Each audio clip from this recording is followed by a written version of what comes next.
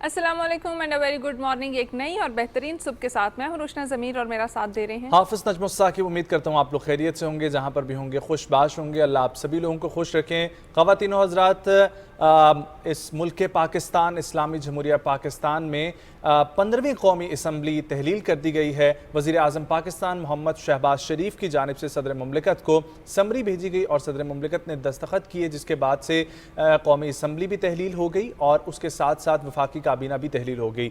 वफाकी काबीना की तहलील के साथ साथ वज़ीर आज़म पाकिस्तान मोहम्मद शहबाज शरीफ उस वक्त तक वज़ीर आज़म रहेंगे जब तक नए निगरान वज़ीर आज़म का ऐलान नहीं कर दिया जाता। ख़वातीन और हज़रात, ये वो लम्हा है जिसका इंतज़ार होता है कि किस तरीके से जमहूरियत अपना साइकिल कंप्लीट करती है और फिर से एक दफ़ा जमहूरी अमल यानी कि इलेक्शंस को लाने के लिए निगरान सेटअप को बिठाया जाता है। ये वो कीमती लम्हात चल रहे हैं हमारे मुमलिकत में। जिस तरीके से आप लोगों ने देखा कि वज़ीर आज़म पाकिस्तान मोहम्मद शहबाज शरीफ को भी ये 13 जमातों पर मुश्तमिल इत्तेहाद पाकिस्तान डेमोक्रेटिक मूवमेंट, जिसको PDM कहा जाता है, वो मखलूत हुकूमत मिली, जिनको कई चैलेंजेस का सामना करना पड़ा है। और ये इत्तेहादी हुकूमत थी जिसने मईशत, सियासत और अमन व अमान समेत मुख्तलिफ शोबों में खातिर ख्वाह कामयाबियाँ हासिल की हैं। इतने कम वक्त में इतना ज़्यादा काम किया और इतना अच्छा काम हुआ और हर शोबे में काम हुआ, जिद्दत लाने के लिए काम हुआ, पुराने तर्ज ज़िंदगी को बेहतर मज़ीद बनाने के लिए काम हुआ, एक अंडर डेवलप्ड कंट्री को डेवलपिंग स्टेट बनाने और फिर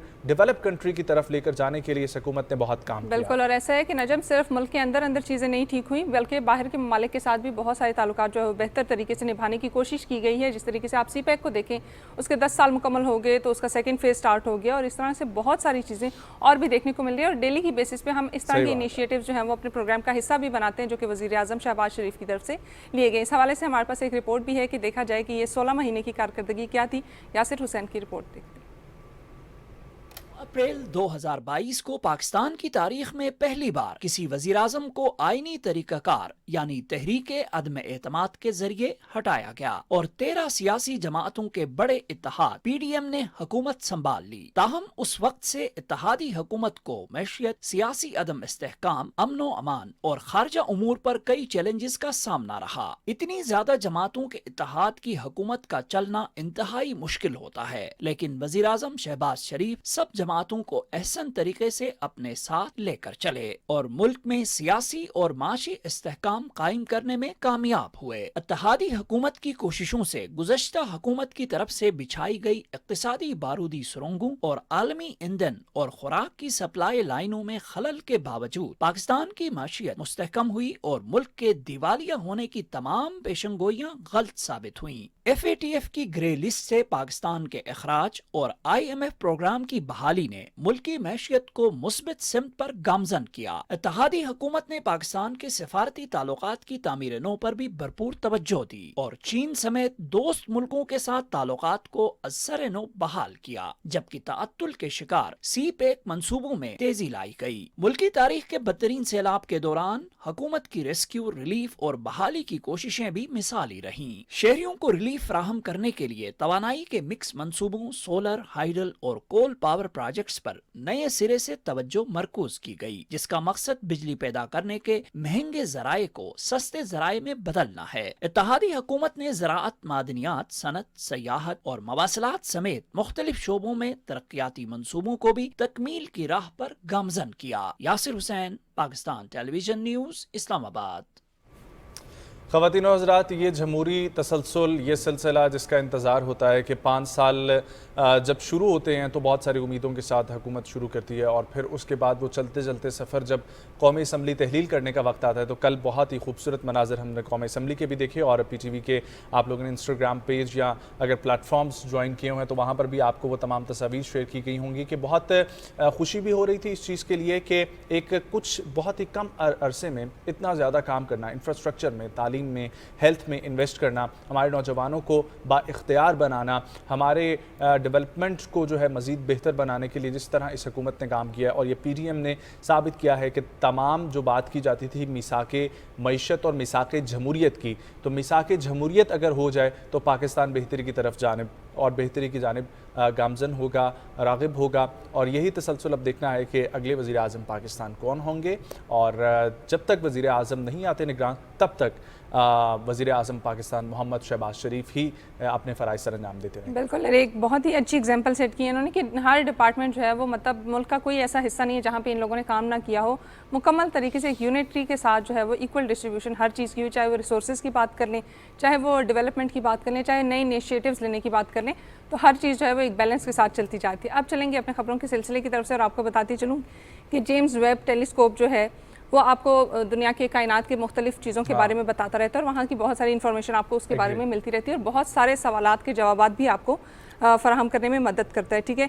लेकिन अब एक नई तस्वीर जो है वो साइंसदानों का दिमाग बिल्कुल घूम चुका है इस तस्वीर से कि अब इस तस्वीर में क्या है। मैं आपको ये बताती चलूँ, थोड़ी सी शॉकिंग भी है, थोड़ी सी स्ट्रेंज भी है, लेकिन इसके ऊपर मुख्तलिफ ख्यालात भी पेश किए जा रहे हैं और मुख्तलिफ तबसरे भी हो रहे हैं। अब आपको बताती चलूँ कि यूरोपियन स्पेस एजेंसी की जानिब से कुछ अर्सा पहले जेम्स वेब स्पेस टेलीस्कोप की एक तस्वीर जारी की गई थी और ये तस्वीर ज़मीन से 1470 नूरी बरसों के फासले पर वाक़ सितारों के एक झुरमट की थी।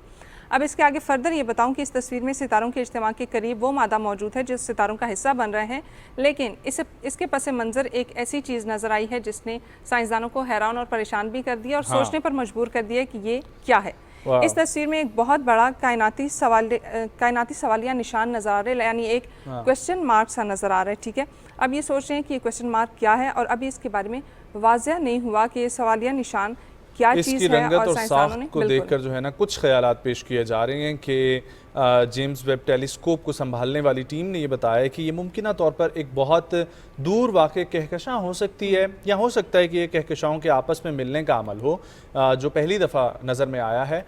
और लेकिन अभी तक एक तजस्सुस है कि ये क्या है, तो इसके बारे में कोई भी अपडेट आएगी हम आपके साथ ज़रूर शेयर करेंगे। अगली खबर बहुत ही खूबसूरत है, जानवरों से प्यार और मोहब्बत की, और इसी तरीके से सऊदी अरब से हमारे पास खबर है जहाँ पर सऊदी जो है वो ऊँट पालने के बहुत शौकीन होते हैं, तो ऊँटनियाँ भी वहाँ पर इसी तरीके से पाली जाती हैं उसी रिवर में। तो ऊँटनी एक है जो अपने मालिक से मोहब्बत करती है और उसकी मोहब्बत का इजहार इस तरह से हुआ है कि जब मालिक उसका सो रहा था तो किस तरीके से उसने वो करीब आई है और उसने उसको वो हग की फॉर्म में जो है ना गले लगाया है और वो भी आगे से उसको उसी तरीके से वेलकम कर रहे हैं। और ये बड़े प्यार और मोहब्बत का जो है ना सिलसिला, ये आप खूबसूरती से देख सकते हैं। और जब भी जानवर आपसे मोहब्बत का इजहार करते हैं ना, तो वो वाहिद ऐसी मोहब्बत होती है जो नज़र आती है आपको, ये बिल्कुल बेलोस मोहब्बत है, किसी किस्म की वो गर्ज नहीं है उसमें, और वो प्यार और वो उनकी आंखों में चमक जो उस वक्त होती है ना। अगर आप लोग सब ने पेट्स रखे हुए हैं या वैसे कभी आपने किसी भी जानवर के साथ प्यार किया हो ना, तो आपको नज़र आएगा कि उसकी आंखों में जो प्यार आपको वाकई में नज़र आ रहा होता है, वो आपको वो लम्हे ना कहीं पर और इन्जॉयमेंट के नहीं मिल सकते। ऐसे ही है ना, जब मुझे इससे अपने बचपन की एक स्टोरी याद आई कि जब मैं छोटी थी तो मैंने एक बिल्ली पाल रखी थी। कुछ अर्से बाद मेरी अम्मी उस बिल्ली से तंग हो गई और उन्होंने कहा कि इसको कहीं दूर छोड़ो। अच्छा। तो मैं जाती थी उस बिल्ली को दूर कहीं छोड़ के आती थी और जब मैं घर पहुंचती थी तो मुझसे पहले घर पहुंची होती थी। तो ये सिलसिला बहुत बार हुआ, लेकिन वो जाने पर राजी नहीं थी और आखिर में फिर हमने ये फैसला किया, रंग बिरंगे बिल्कुल आखिर में ये फैसला हुआ कि इसको घर में ही रख लिया जाए। तो इस तरह के बहुत सारे वाकयात सबकी ज़िंदगी में गुजरे होंगे जब पेट्स के साथ आपकी एसोसिएशन होती है, और ये चूज़ों वाला तो मेरे ख्याल से किसी ने भी मिस नहीं किया होगा। एग्जैक्टली। अब आगे बढ़ते हैं और आपको बताऊं कि नजम यूजुअली जो है वो याददाश्त के बारे में बहुत सारी चीज़ें हमारे सामने आती है कि किस तरीके से लोगों की याददाश्त जो है वो कमज़ोर होना शुरू हो जाती है वक्त के साथ साथ। लेकिन साइंसदानों ने एक नई तहकीक की और उन्होंने ये बताया जब आपकी सूंघने की हिस्स ठीक हो, यानी वो बेहतर से बेहतर होती जाए, तो आपकी याददाश्त जो है वो भी बेहतर होती जाती है। लेकिन अगर आपकी सूंघने की हिस्स ख़राब होती जाए तो वो आपकी उसी तरीके से आपकी याददाश्त पे भी इफ़ेक्ट करती है। अब इस तहकीक में क्या हुआ जी, मुहक्किकीन ने 60 बरस से 85 बरस के दरमियान 43 सेहतमंद रज़ाकारों का जो है वो मुआयना किया और मुआयने के बाद क्या पता चला जी कि नींद में उनको 2-2 घंटे की नींद में उनको डिफरेंट किस्म की चीज़ों की खुशबू सुंघाई जाती थी और पता चलता था कि इनको ये चीज़ें याद हैं या नहीं हैं। तो बाद में ये आइडिया आया और ये चीज़ क्लियर होगी कि जब आपकी जो सेंस ऑफ स्मेल है वो अगर अच्छे से काम कर रही हो तो आपकी याददाश्त जो है उतनी स्ट्रांग होती रहेगी, और अगर वो ख़राब होती जाए तो आपकी एज के फैक्टर के साथ साथ याददाश्त भी जो है वो कमज़ोर होना शुरू हो जाएगी। और इसी तरीके से ये जो डिफरेंट शिज़ोफ्रेनिया और ये इस तरह की बीमारियां आती हैं वो भी इसी से लिंक्ड और एसोसिएटेड हैं। तो इसलिए ज़्यादा से ज़्यादा परफ्यूम्स ख़रीदें, जाके स्मेल किया करें और अपनी खुशबू को भी बेहतर बनाएं। और वैसे भी परफ्यूम से प्यार करना जो है ना वो भी बहुत अहम है, बहुत इंपॉर्टेंट चीज़ है आपकी लाइफ में। अच्छा, अब मैं आपको बताता हूँ कि मिस्र के एक ऐसे टीचर हैं, वैसे ही मिस्री मेरे ख्याल इतने अमीर हैं कि उनको इस बात की कोई टेंशन नहीं थी, इसीलिए उन्होंने इतना बड़ा तोहफा दे दिया अपने स्टूडेंट को। जी हाँ जी, मिस्र के एक टीचर हैं जिनके स्टूडेंट ने 9वीं क्लास में पहली पोजीशन हासिल की है और इसकी वजह से उन्होंने 10 लाख पाउंड की, जी हाँ 10 लाख पाउंड की कार जो है वो उन्हें तोहफे में दे दी है। और इतने सखी दिल उस्ताद हैं कि उन्होंने दूसरी और तीसरी पोजीशन के लिए भी हौसला अफजाई करने के लिए अपने तलबा को इनामात रखे थे। और प्राइमरी स्कूल में अर्जियात यानी कि जियोलॉजी की तालीम देने वाले ये उस्ताद हैं और उन्होंने ऐलान किया था कि जो भी तालिब इल्म साइंसी मुकाबले में अव्वल नंबर हासिल करेगा वो उसे एक कीमती तोहफा देंगे। जब नताइज का ऐलान हुआ तो खुशकिस्मती से पहली तीनों पोजीशंस के उन शागिर्दों ने ही हासिल की, जिस पर उस्ताद ने अव्वल आने वाले शागिर्द महमूद मोहम्मद अब्दुल फताह को तोहफे में 10 लाख पाउंड की कार दी है। और मुझे भी अब फील हो रहा है कि मुझे किसी दोबारा यूनिवर्सिटी में एडमिशन लेना चाहिए जहाँ तो पे मुझे ऐसे एक उस्ताद मिले। मिस्र जाके एडमिशन लेना चाहिए। मिस्र जाके मैं, और आप जब उस दिन सोच रही थी कि एडमिशन लेना चाहिए आगे, तो मैं कह रही हूँ कि हम मिस्र चलते हैं और मिस्र जाके जो है वो इस तरह के किसी उस्ताद से जो है वो राब्ता भी कर लेंगे जो हमें अच्छी पोजीशन लेने पे जो है उस तरह के तोहफे दे। और ये अप्रिसिएशन भी होती है कि अप्रिसिएशन आपको लाइफ की ये बहुत हर ज़रूरी मोड़ है। पे ज़रूरत होती है। बिल्कुल। अब आगे बढ़ेंगे और आपको मैं बताती चलूँ कि एक शहरी हैं अबू ज़बी के, और उनकी एक मुख्तलिफ बात यह है, मुनफरिद बात यह है कि वो गाड़ियों के लिए बहुत ज़्यादा मशहूर हैं। ठीक है। अब उनकी गाड़ियाँ किस तरीके से मशहूर है, अब उनकी एक नई गाड़ी का मॉडल आया और वो इस तरह से है कि वो कह सकते हैं कि 2 मंजिला ऊंची ये गाड़ी है, बहुत ज़्यादा चौड़ी है। और ये अब देखें कि सड़कों पे घूम रही है और कितनी खूबसूरत, लोगों की अट्रैक्शन जो है वो, अटेंशन और अट्रैक्शन दोनों जो है वो ग्रैब कर रही है। और देखें कि एक इंसान उसके सामने कितना छोटा सा लग रहा है। अब आपको बताती चलूँ, ये जो अरबपति हैं अबू ज़बी के, इनका नाम है शेख अहमद अन नहयान और इनकी मलकियत में दुनिया की सबसे बड़ी जीप जो है वो हैमर है। और ये इस वक्त शाहराहों पे घूम रही है और लोगों की अटेंशन ग्रैब कर रही है और किस तरीके से खूबसूरती से घूम रही है। जीप के बारे में भी आपको बताऊं, कैसी गाड़ी है, कैसी गाड़ी है। देखें 2 मंजिला ऊंची, बिल्कुल इसीलिए इसको बताया गया कि 2 मंजिला ऊंची इमारत के बराबर होगी ये। ठीक है। ये गाड़ी 6.6 मीटर ऊंची है और 14 मीटर चौड़ी है। तो आप सोच रहे हैं कि इसके बीच में क्या क्या आता होगा। और मैं तो ये अंदाजा कर रहा हूँ कि आपके एक खास मैन्युफैक्चरिंग प्लांट होते हैं जिसके ऊपर गाड़ी की ना डिजाइन्स बनाए जाते हैं, तो इसके लिए क्या प्लांट किस तरीके से बनाया गया होगा, पहले प्लांट कैसे बना कि उसने इतनी रिफाइन किस्म की कंडीशन की गाड़ी निकाल दी है। तो ये बड़ी हैरान वाली बात है। लेकिन अगला एक ऐसा साइंसदान का अब हम जिक्र करने लगे हैं जिन्होंने, जो मुस्लिम साइंटिस्ट हैं, और उन्होंने दुनिया को ये चीज़ पहली दफ़ा दिखाई 9वीं सदी में कि इंसान भी परवाज़ ले सकता है और इंसान भी परिंदों की तरह उड़ सकता है। दुनिया में जी मुअज्जद, तैयारची, हकीम, शायर और मौसीक़ार और तबियात यानी कि माहिर फ़ल्कियात और कीमियाई दान अब्बास कासिम इब्न फरनास ने 875 ईस्वी में कुर्तबा अंदलस में पहली कामयाब इंसानी परवाज़ की थी। ये आप लोग देख सकते हैं कि उसके मॉडल की एक तस्वीर बनाई गई है। और इल्म रियाजी, शायरी, तबियात, पुरअसरार उलूम और पेचीदा गुत्थियों को सुलझाने के माहिर अब्बास इब्न फरनास ने पानी की घड़ी भी ईजाद की, क्रिस्टल बनाने का फार्मूला बनाया, शीशे और मशीनों की मदद से एक ऐसा प्लानेटेरियम बनाया जिसमें लोग बैठकर सितारे, बादलों की हरकत और उनकी गरज चमक का मुजाहरा देख सकते हैं। ऐलान साथ साथ ये भी उन्होंने कर दिया कि इंसान भी परवाज़ ले सकता है। तो लोग हैरान हुए कि किस तरीके से।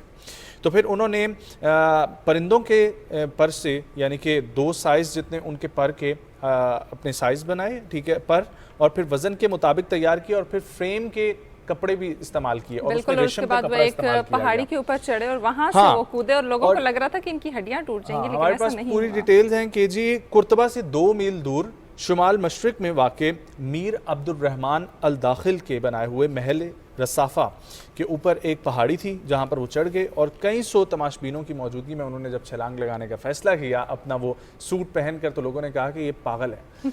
लेकिन जब वो उन्होंने प्रॉपर्ली परवाज़ ली और एक जगह पर जाके मैदान में उन्होंने लैंड किया, उसकी वजह से अगरचे उनकी कमर में काफ़ी नुकसान पहुंचा, लेकिन ये चीज़ पहली दफ़ा दुनिया ने 9वीं सदी में देख ली कि इंसान भी परवाज़ ले सकता। बिल्कुल। देखें इसी तरीके से इनोवेशन होती है और इन्वेंशन इसी तरीके से होती है।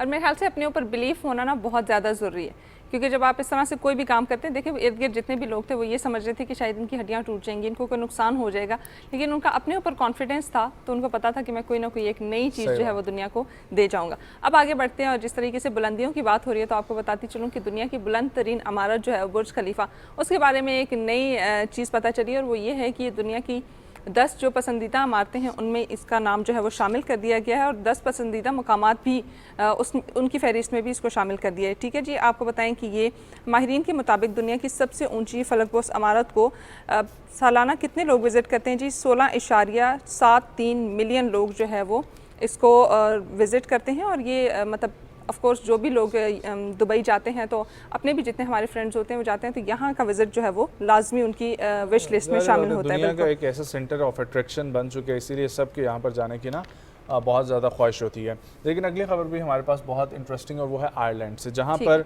5 मिलियन की आबादी है, यानी कि 50 लाख लोग वहाँ पर रहते हैं। और उनका मसला क्या बन चुका है कि उनके पास बहुत ज़्यादा टैक्स की या बहुत ज़्यादा ख़जाने में बजट आ गया, ठीक है। और उनका ये भी तखमीना है कि आगे फ्यूचर में भी हमारे पास इतना ज़्यादा बजट आ जाएगा तो इसका किया क्या जाए, और उनके लिए ये इजाफी रकम जो है ना वो दर्द सर बन गई है। कॉर्पोरेशन टैक्स की खतीर आमदनी जो बुनियादी तौर पर आलमी टेक्नोलॉजी और फार्मास्यूटिकल कंपनियों से हासिल होती है, और ये कहा जा रहा है कि कौमी बजट सरप्लस यानी रोज़ाना की आमदन और अखराजात के दरमियान का फ़र्क अगले 4 सालों में 62 अरब यूरो से ज़्यादा होने की पेशगोई की गई है। और आयरलैंड के महकमा ख़जाना के अदाद-ओ-शुमार बताते हैं कि वो रवां साल उसे 10 अरब यूरो का सरप्लस बजट हासिल करने वाला है, जो कौमी आमदनी का 3.5% है, जबकि सन 2026 तक सालाना इदाद-ओ-शुमार के बढ़ने की पेशगोई 20.8 अरब डॉलर तक की है। सो ऐसे कौमें हैं जो तरक्की कर रही हैं, और फार्मास्यूटिकल इंडस्ट्री में आयरलैंड का बहुत बड़ा नाम है, और इसीलिए पूरी दुनिया उनसे बाय करती है प्रोडक्ट्स, और उनको ऑर्डर्स पे ऑर्डर्स इतने ज़्यादा मौसूल और मैं कहती हूँ आयरलैंड को जो मसला है वो दुनिया के हर मुल्क को जो है वो दरपेश होना चाहिए, ताकि हर मुल्क जो है वो इसी तरीके से आसानी हो जाए, मतलब कहीं पे मईशत का मसला ना हो, कहीं पे और कोई मसाइल ना हो। अगर इस तरह के मसाइल होते हैं तो welcome and welcome to all these problems. लेकिन ऑफ कोर्स दुनिया है वो चलती है, कहीं पे बैलेंस किसी चीज़ का ज़्यादा होता है, कहीं पे किसी और चीज़ की वाफिर मकदार होती है, तो इसी तरीके से ये दुनिया जो है वो चलती रहती है। और अब आपको बताती चलूँ अगली एक बड़े मज़े की खबर के बारे में, जो कि हैरी पॉटर से बड़ी उसकी फेमस होगी। और बिल्कुल वो ट्रेन जो है वो दोबारा से शुरू करने के बारे में सोचा जा रहा है। हॉगवर्ट्स की जो एक्सप्रेस है वो एक्सप्रेस ट्रेन जो है उसके बारे में दोबारा से एक ये सजेशन दी गई है कि इसको शुरू किया जाए। पहले कुछ इश्यूज जो है वो सामने आए थे और ये सोचा गया था कि इसको कुछ वक्त के लिए बंद कर दिया जाए, लेकिन अब दोबारा से जो है वो इसको शुरू करने के बारे में सोचा जा रहा है। और शहरी जो है वो इसमें काफ़ी इंटरेस्ट भी ले रहे हैं, और वो चाह रहे हैं कि दोबारा से इस ट्रेन के ऊपर सफ़र करें, और उनकी खुशी का इजहार जो है वो देखने को भी मिल रहा है। लेकिन ये फेमस किस तरीके से हुई थी कि जी ये जो हैरी पॉटर सीरीज़ थी उससे ये ट्रेन फेमस हुई, और अब जो है वो चलती ही जा रही है। और दोबारा जब ये शुरू होगी, देख सकते हैं आपको स्क्रीन पे भी नज़र आ रही होगी कि कितनी खूबसूरत ट्रेन है और किस तरीके से वो खूबसूरत लैंडस्केप के बीच में जो है वो अपना सफ़र मुकम्मल कर रही है। यस, अच्छा, हॉगवर्ट्स से जुड़ी हुई बहुत सारी यादें हैं, और जिस तरीके से हैरी पॉटर का जिक्र होता है तो वो हॉगवर्ट की दुनिया पूरी, और वहाँ पर जो आज भी अगर आप हॉगवर्ट की वीडियोस देखें ना आज रिसेंट टाइम में, तो वहाँ पर अभी भी ऐसी फील आती है कि आप हैरी पॉटर देख रहे हैं, और वहाँ की कोई भी वीडियो आपके सामने आएगी तो आपको महसूस होगा कि यहाँ से अभी जो है ना उड़ता हुआ जो है ना कोई आ जाएगा या कुछ हो जाएगा, या कोई मैजिक हो जाएगा। हाँ। यहाँ पे बिल्कुल। सो मैजिक्स का आपने जिक्र किया, तो मैजिक एक और होने वाला है 2023 मुत्तहिदा अरब इमारात यानी कि यूनाइटेड अरब इमारात में। और वहाँ पर क्या है कि उनका एक इवेंट होता है जिसको वो कहते हैं कि परसीड मेटियोर शॉवर। सो ये मेटियोर शॉवर हम लोग देखते हैं कि ये गिरने का अमल होता है सितारों का, और कई जगहों पर जो है पत्थरों का भी होता है। तो ये सबसे नुमाया सालाना नुमाइशों में से एक होती है नुमाइश यूएई में, और इस हफ्ते आसमानों को रोशन करने के लिए इसको दोबारा से तैयार किया जाएगा, जिसमें लोग वहाँ के बासी जो हैं इमारात के, वो हफ्ता और इतवार को अपनी आंखों से इसका मुशाहिदा कर सकेंगे।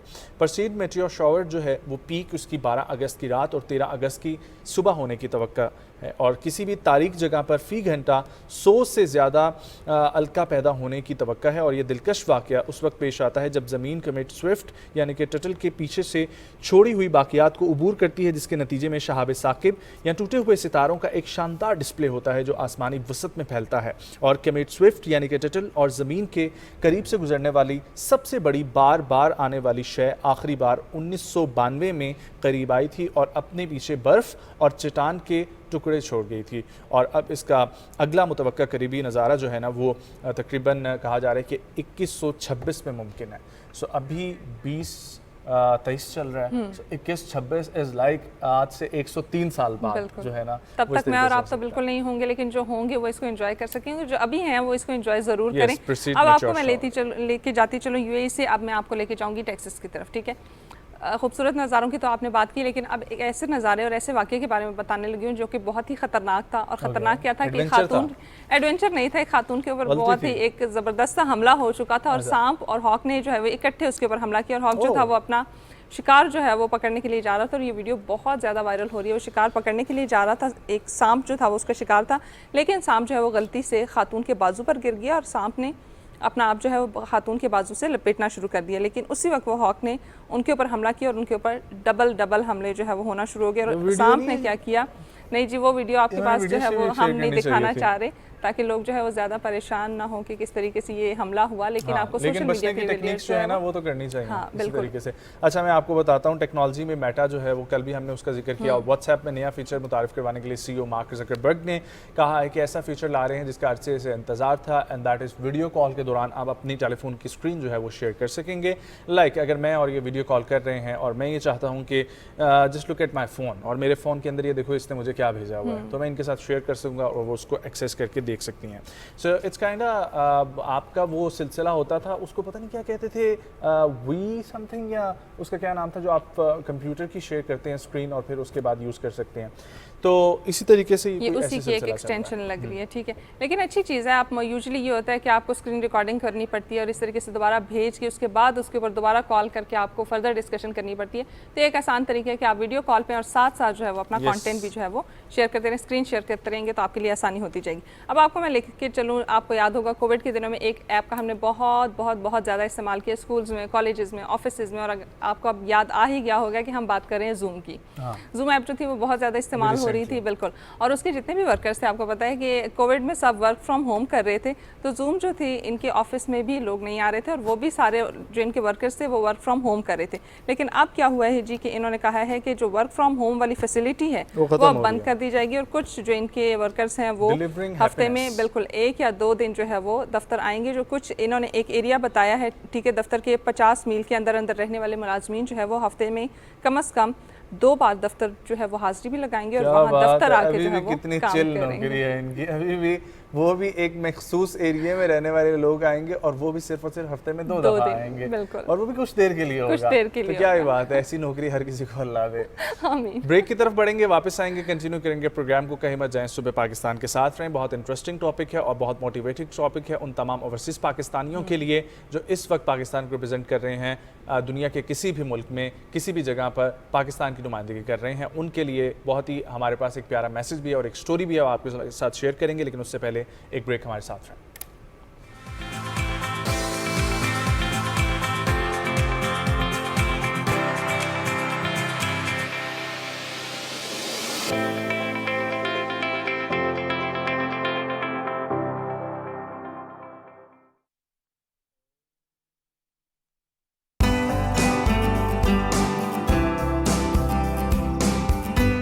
रोज एक नई सुबह, नए चेहरों, नए अंदाज के साथ।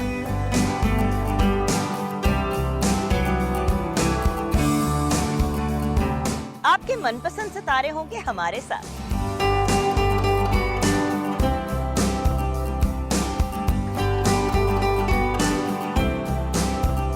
ढेरों खुशियों के साथ करेंगे हल्ला गुल्ला, मस्ती और मजाक। मेरी होगी आपसे एक बार फिर मुलाकात, आपके मेरे PTV होम पर।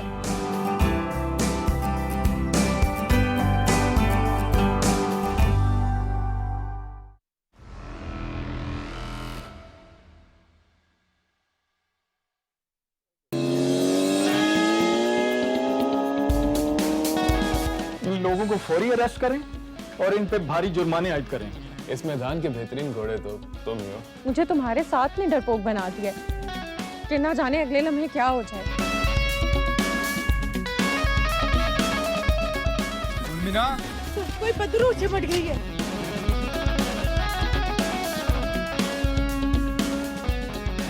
बुलंदियां पहाड़ों का जाल है।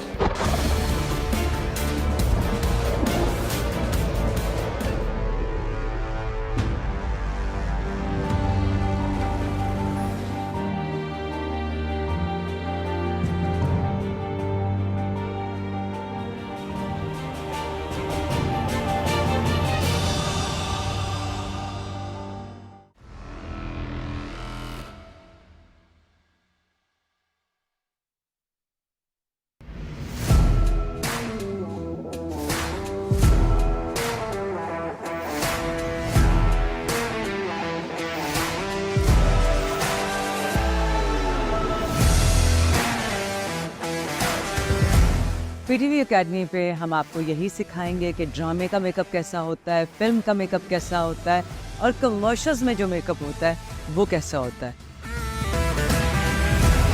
तो ये सब सीखने के लिए आपको आना पड़ेगा PTV एकेडमी।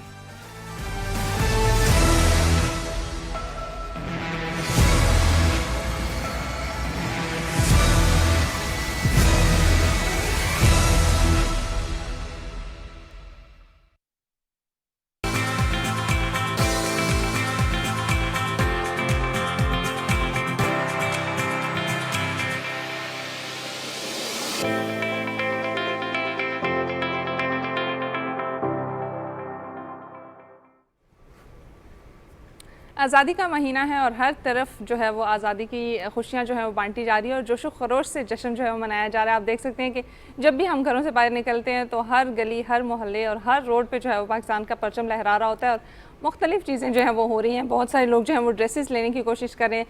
किसी भी आप स्टोर पे चले जाएं, किसी भी मॉल में चले जाएं, किसी भी शॉपिंग सेंटर पे चले जाएं तो आपको हर तरफ जो है वो ग्रीन कलर के ड्रेसेस नज़र आ रहे होंगे। हर तरफ जो है वो खुशी मनाई जा रही है और 14 अगस्त की तैयारियां जो बिलखसूस अरूज पे हैं। ये बहार सिर्फ पाकिस्तान नहीं बल्कि बैरून मुल्क भी होती है और पाकिस्तानी कम्युनिटी बड़े ही जोश खरोश के साथ और बड़े ही वो कहते हैं मुहिब्बुल वतनी के जज्बे के साथ मिलकर पूरी कम्युनिटी इस दिन को मनाती है। और वहाँ पर अगर छुट्टी नहीं भी होती, क्योंकि 14 अगस्त होती है ऑब्वियसली पाकिस्तान में तो एक आम तातील होती है, तो फिर भी बाकायदा तौर पर वहाँ पर मनाई जाती है। सफारत खाने तो करते ही हैं, लेकिन पाकिस्तानी कम्युनिटी के जो रिप्रेजेंटेटिव्स होते हैं और जो छोटी छोटी कम्युनिटीज़ में अपने तहत खुशियाँ मनाते हैं और वहाँ पर कैसे आज़ादी मनाई जाती है। ख़ास तौर पर इटली, बहुत बड़ी तादाद में वहाँ पर पाकिस्तानी मौजूद हैं और अभी भी रिसेंटली हम लोगों ने जो वाक़या देखा वो कश्ती का, वो भी इटली जाते वक्त ही हो रहा था। तो वहाँ पर बहुत सारे कश्मीरी मौजूद हैं, बहुत सारे पाकिस्तानी मौजूद हैं।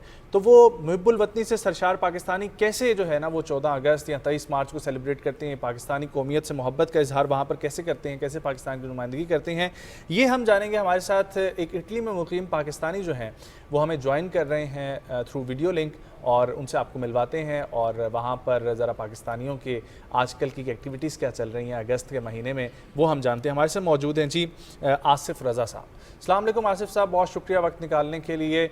उम्मीद करता हूँ आप खैरियत से होंगे। आसिफ साहब ये बताइएगा कि क्या कम्युनिटी की जो है ना वो इवेंट्स होते हैं, किस तरीके से आजकल के वहाँ पर माहौल चल रहा है, क्योंकि पाकिस्तान में तो हमने जिक्र किया हर तरफ सब्ज़ परचम की बहार है और बच्चे जो हैं वो बैचेज़ और मुख्तलिफ चीज़ें जो है वो लेकर खुश होते हैं, तो वहाँ पर भी ऐसी एक्टिविटीज़ देखने में आती हैं? वालेकुम अस्सलाम, बहुत शुक्रिया आपने हमें अपने प्रोग्राम में लिया। यहाँ पे जैसे आप बता रहे थे कि पाकिस्तानियों का जो ओवरसीज़ पाकिस्तानी है वो पाकिस्तानियों से ज़्यादा पाकिस्तान के लिए जो है ना मोहब्बत करते हैं और उसमें उनका जोश खरोश, उनका जज्बा जो है हर मौका पर नज़र आता है और ख़ास तौर पर 14 अगस्त के हवाले से तो बहुत ज़्यादा यहाँ पे एक होता है।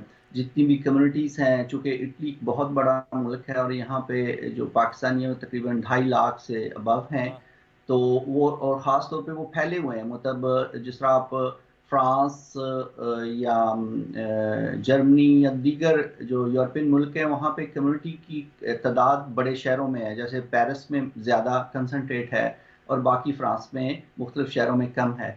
लेकिन हमारे इटली में जो उसकी तादाद है वो पूरे इटली में डिवाइड हुई है, बस एक ख़ास जगह पे नहीं मौजूद। तो इस वजह से छोटी छोटी कम्युनिटीज़ या छोटे जो एसोसिएशंस हैं वो अपने तौर पे भी 14 अगस्त को मनाते हैं। उसमें बच्चों को इन्वॉल्व किया जाता है, हमारे छोटे फंक्शंस होते हैं, जो मेले लगते हैं, तो ये बहुत अच्छा एक माहौल बनता है जिस तरह यूके की तरह। तो पाकिस्तान का मिशंस जो हैं, जो कॉन्सर्ट हैं, वो तो 14 अगस्त मनाते ही हैं, उनकी अपनी सेरेमनी होती है, वहाँ पे भी कम्युनिटी को बुलाया जाता है और इटालियन सोसाइटी के लोगों को। उसके बाद कुछ पाकिस्तानी हैंडीक्राफ्ट्स और दीगर स्टाल भी लगते हैं। लेकिन जो पाकिस्तानी कम्युनिटी है वो बहुत ही जोश खरोश से मनाती है और उसके लिए जो है वो बहुत सारे मेले भी लगते हैं। वक्तन फ़क्तन आपके बहुत सारे चैनल्स जो है वो भी दिखाते हैं कि इटली में 14 अगस्त कैसे मनाया जा रहा है। बहुत खूब। आसिफ साहब ये भी बताइएगा कि बिलखसूस कोई स्पेशल इस तरह का इवेंट हो कि सिर्फ 14 अगस्त को ही मनाया जाता हो हर साल, कि उसकी सेलिब्रेशन या कोई स्पेशल इस तरह की चीज़ हो जो कि 14 अगस्त के हवाले से जो है उसकी मुनासबत से जो है वो हर साल इटली में मनाई जाती हो? हर साल अभी शुरू नहीं हुआ, लेकिन 14 अगस्त के हवाले से तकरीबन किसी ना किसी शहर में कोई प्रोग्राम हो जाता है एनुअली। लेकिन जिस तरह आप पूछ रही हैं कि अगर एनुअली कोई ऐसा फंक्शन जैसा नॉर्वे में होता है, वो एनुअली फंक्शन करते हैं और उनका पिछले कह लें 10, 12, 15 साल से एक ट्रैक रिकॉर्ड बन गया। वहाँ पे हमारे पॉलिटिशियंस भी इनवाइट होते हैं और उनके जो प्राइम मिनिस्टर भी होते हैं, तो वो एक बड़ा इवेंट कंसिडर किया जाता है एनुअली। तो हम भी इंशाल्लाह कोशिश कर रहे हैं एज ए पाकिस्तानी कम्युनिटी के सब यूनाइट होके एनुअली इसको सेलिब्रेट करें, जिसमें हम मतलब पूरी पाकिस्तानी कम्युनिटी और फिर उसमें यहाँ के लोकल पॉलिटिशियंस भी, ताकि अपनी रवायात, अपनी जो कल्चर है और अपना जो इंडिपेंडेंस डे है उसको अच्छे तरीके से जो इस सोसाइटी में हम अवेयरनेस दे सकें। आसिफ साहब ये बताइएगा कि हमारे आने वाली जनरेशन जो वहाँ पर स्टडी कर रही है, ये कितना ज़रूरी है तमाम वालिदैन के लिए कि वो उनको बताएं कि आपका कल्चर या आपके हीरोज़ कौन हैं, क्योंकि स्कूल में तो उन्हें वो सुनने को नहीं मिलता होगा पाकिस्तान के बारे में। तो ये कितना ज़रूरी है कि छोटे छोटे कम्युनिटी सेंटर्स में जाके इस तरह की तकारीब रखी जाए उन बच्चों के लिए, ताकि उन बच्चों को पता लगे कि आपकी असलियत क्या है, आपकी जड़ें कहाँ से हैं, वहाँ पर क्या आपके आबा व अजदाद थे और किस तरीके से पाकिस्तान चल रहा है। बिल्कुल यही जो हमारी एहसास या जो हमारा मिशन है वो यही है कि हमारी जो आने वाली नस्लें हैं उनको बताया जाए, उनको पाकिस्तान से जोड़ा जाए। अगर पाकिस्तानी उसकी जो कल्चर है, उसकी जो इंडिपेंडेंस है, जिसके लिए हमने इतनी कुर्बानियां दी और एक ऐसा मुल्क मार से वजूद में आया जो एक मोइज़ा है दुनिया में, तो वो हमने अपने बच्चों में ट्रांसफ़र करना है, उनमें उनको बताना है ताकि वो जुड़े रहें। मतलब हमारे यहाँ पे एक यूरोप में और भी बड़ी फिनोमेनो नज़र आ रही है कि बहुत सारी जो सेकंड या थर्ड जनरेशन है वो दूर होती जा रही है। तो कम से कम इटली में हमने इस चीज़ को बहुत ही सेंसिबल किया है और जितनी भी लोकल एसोसिएशंस हैं उनको इस बात पे किया है कि आप पाकिस्तानी जो ख़ास तौर पे 23 मार्च और 14 अगस्त है इसको हर इलाके में सेलिब्रेट किया जाए और फिर नेशनल लेवल पे भी इसको नेशनली किया जाए, ताकि ज़्यादा से ज़्यादा जो हमारी यंग जनरेशन है उसको पता चल सके कि ये हमारा मुल्क हमने कैसे हासिल किया, इसका कल्चर, इसका मज़हब, इसकी रवायत क्या है और हमने अपने पाकिस्तान को यहाँ पे जो हम प्रेजेंट कर रहे हैं उसको किस तरीके से प्रेजेंट करना है और आने वाली नस्ल जो है वो पाकिस्तान से जुड़ी रहे, ताकि वहाँ पे आते जाते उनके दिल के अंदर शौक पैदा हो पाकिस्तान जाने का। तो ये इंशाल्लाह इनिशिएटिव हम ले रहे हैं यहाँ पे बहुत। अच्छा आसिफ साहब, ये भी बताइएगा कि जिस तरीके से हमने कल्चर का जिक्र किया, तो एक बहुत बड़ा हिस्सा होता है कल्चर में ज़बान का और फिर दूसरी चीज़ होती है म्यूज़िक का। तो ज़ुबान के फ़रोग़ के लिए वहाँ पर क्या आप लोग कर रहे हैं आपस में बच्चों के साथ? ख़ास तौर पर हम लोग देखते हैं कि बाहर से जो फॉरेनर्स आते हैं उनको तो ज़ुबान का बहुत जो है ना वो मसला होता है पाकिस्तान में आके।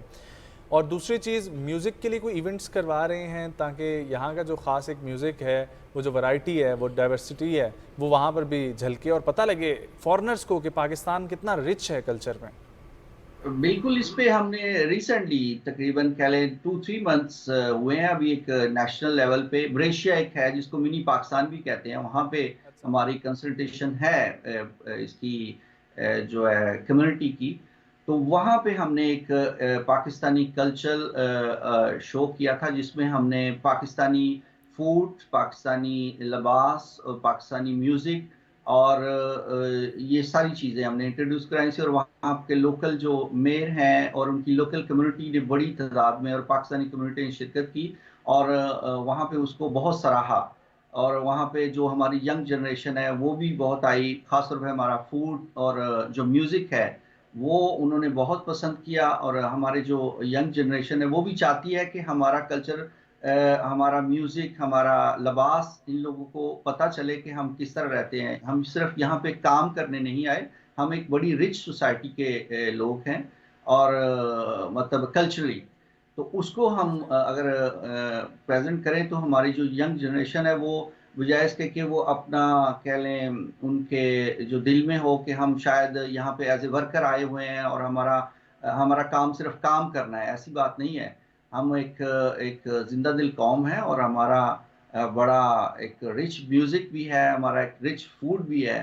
तो वो बहुत ही सराहा गया और इस तरह के इवेंट हमारी कौंसल जनरल साहिबा जो अक्सर नवाज साहिबा, उन्होंने कहा कि पूरे नॉर्थ में हम कोशिश कर रहे हैं कि इन इवेंट्स को लेके चलें और मुख्तलिफ शहरों में करें ताकि वहाँ के लोकल जो कम्युनिटी है वो भी इंट्रोड्यूस हो और अपनी कम्युनिटी भी इन्वॉल्व हो। तो अभी एक नया जो हम फंक्शन करने जा रहे हैं जिसमें म्यूज़िक, हमारा आर्ट, हमारा लिबास, हमारा खाना पीना, तो ये एक बोलोनिया में होगा, एक बहुत बड़ा नेशनल लेवल पे। तो इस तरह की फंक्शन कर रहे हैं। आसिफ साहब, अगर पाकिस्तान की बात की जाए तो जिस तरीके से अगस्त का महीना शुरू होता है तो इंतज़ामात की भरमार जो है वो शुरू हो जाती है और हर छोटे बड़े शहर में जो है वो मुख्तलिफ़ किस्म के इंतज़ामात शुरू कर दिए जाते हैं। ये बताइएगा कि इटली में किस तरीके से एडमिनिस्ट्रेशन और लोकल कम्युनिटी आपको इसमें हेल्प आउट करती है कि आप 14 अगस्त को सेलिब्रेट कर सकें? इस सिलसिले में मतलब जैसा पाकिस्तान में होता है वो तो वैसा होना तो काफ़ी मुश्किल होता है क्योंकि 14 अगस्त कई दफ़ा आ जाता है वर्किंग डे में और जो ज़्यादा वर्कर हैं वो छुट्टियां भी नहीं ले सकते। तो इस सिलसिले में हम कोशिश करते हैं कि जो करीबी वीकेंड होता है उसको अटैच करें, और लोकल एडमिनिस्ट्रेशन जो है यहाँ की वो बहुत इस चीज़ में सेंसिटिव है। यहाँ पे शख्सी आज़ादी है और आपको अपने एक्सप्रेशन की जो भी आपके हैं उनकी भी आज़ादी है, और उसके लिए वो आपको हर चीज़ मुहैया करते हैं। अगर आपको हॉल्स चाहिए, अगर आपको सेलिब्रेशन के लिए जो भी इन्वायरमेंट चीज़ें चाहिए वो लोकल गवर्नमेंट जो है मुहैया करती है, और उसमें जो एसोसिएशंस हैं उनसे ताउन के साथ जो है ना अगर ऑर्गेनाइज करना चाहें, और हम एज ए फेडरेशन जो नेशनल लेवल पे रिप्रेजेंट करती है कुमरेला, हम भी जो अगर किसी को लोकल लेवल पे प्रॉब्लम हो तो हम कोशिश करते हैं कि हमारी जो गवर्नमेंट टू गवर्नमेंट बात होती है उस हवाले से उनको फैसिलिटेट करें। अगर उनको कोई लोकली प्रॉब्लम है तो हम उसको कोशिश करते हैं कि अगर उनको हॉल की प्रॉब्लम है, कोई लॉजिस्टिक जो भी प्रॉब्लम्स हैं, ताकि हम अपना 14 अगस्त जो है इसको अच्छे तरीके से सेलिब्रेट कर सकें।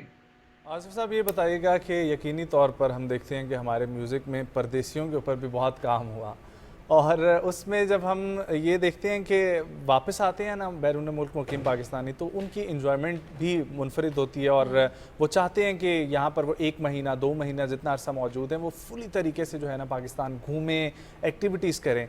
तो आपका क्या मशगला होता है जब आप पाकिस्तान आते हैं, और ख़ास तौर पे वहाँ पर बैठ के आप, आपकी फैमिली, आपके दोस्त किन किन चीज़ों को मिस करते हैं पाकिस्तान के?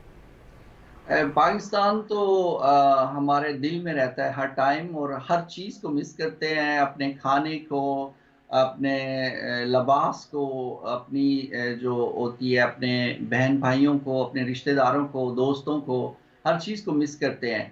जब पाकिस्तान में आते हैं तो हमारी कोशिश होती है कि हम सबको मिलें, लेकिन चूँकि आपको पता है कि हर शख्स के लिए टाइमिंग बहुत इम्पोर्टेंट होती है। कोई महीने के लिए आता है, कोई 2 महीने, कोई 10 दिन, 15 दिन के लिए, तो उसमें मिलना भी बहुत सारा मुश्किल हो जाता है सबको। कुछ नाराज़ भी हो जाते हैं, कुछ खुश भी हो जाते हैं। सिर्फ ये होता है कि पाकिस्तान में जो एक ओवरसीज़ को अगर अच्छे तरीके से उसको किया जाए, अभी रिसेंटली चलने एक फैसिलिटेशन हुई है, क्योंकि ये एक बहुत बड़ा मसला था ओवरसीज़ का, जो टेलीफोन का मसला था कि जाते ही उस बेचारे को एक टैक्स की मद में बहुत सारे पैसे देने पड़ जाते थे। वो एक फ्रस्ट्रेशन होती थी कि हम जो है अपना सब कुछ कमा के भी यहाँ बेचते हैं, और फिर आके हमें एयरपोर्ट से ही या बाहर निकलते ही अपना फ़ोन भी जो है ऑफ करना पड़ जाता है। तो ये चीज़ें जो है थोड़ी सी देती हैं। या आप कहीं भी जाएँ किसी इंस्टीट्यूशन में, तो वहाँ पे अगर आपने अकाउंट खोलना है उसके लिए भी, मतलब ओवरसीज़ को काफ़ी प्रॉब्लम्स होती थी, लेकिन अब जो है पिछले काफ़ी 5-7 साल से हमने देखा है कि ट्रेंड काफ़ी चला हुआ है, तो एक अच्छा वर्क हो रहा है ओवरसीज़ के हवाले से। डेफिनेटली बहुत शुक्रिया आसिफ साहब आपके वक्त के लिए। बहुत अच्छा लगा आपसे बात के। Wish you best of luck sir आपके वहाँ पर इटली में जो भी काम आप कर रहे हैं उसके लिए भी, और बस आपसे यही रिक्वेस्ट है कि पाकिस्तानियत को ज़िंदा रखिएगा जहाँ पर भी आप मुकीम रहें, और आने वाली जनरेशन को भी पाकिस्तान से प्यार और मोहब्बत का जो है वो मैसेज बिल्कुल। और जो भी पाकिस्तानी मुल्क से बाहर रह रहे हैं तो वो पाकिस्तान की रिप्रेजेंटेशन कर रहे हैं, तो आप कुछ ना कुछ इस तरीके से करें कि पाकिस्तान का नाम जो है वो मज़ीद रोशन हो सके। आपको पता है कि कल जो है हमने बात की थी कराची में किस तरीके से सेलिब्रेशन का जो है वो सिलसिला जारी है, और किस तरीके से 14 अगस्त मनाने के लिए भरपूर तैयारियां हो रही हैं। तो इसी तरीके से अब हम आपको लेके चलेंगे बलूचिस्तान और बिलखसूस क्वेटा की जानिब के क्वेटा में किस तरीके से ज़ोरों शोर से तैयारियां जारी हैं, और सेलिब्रेशन के लिए क्या क्या चीज़ें की जा रही हैं, क्या झंडे लगाए जा रहे हैं, घरों में किस तरीके से सेलिब्रेशन हो रही है, बाहर बाजारों में। बिल्कुल। और हमारे पास है सरफराज शेख रिपोर्ट कर रहे हैं।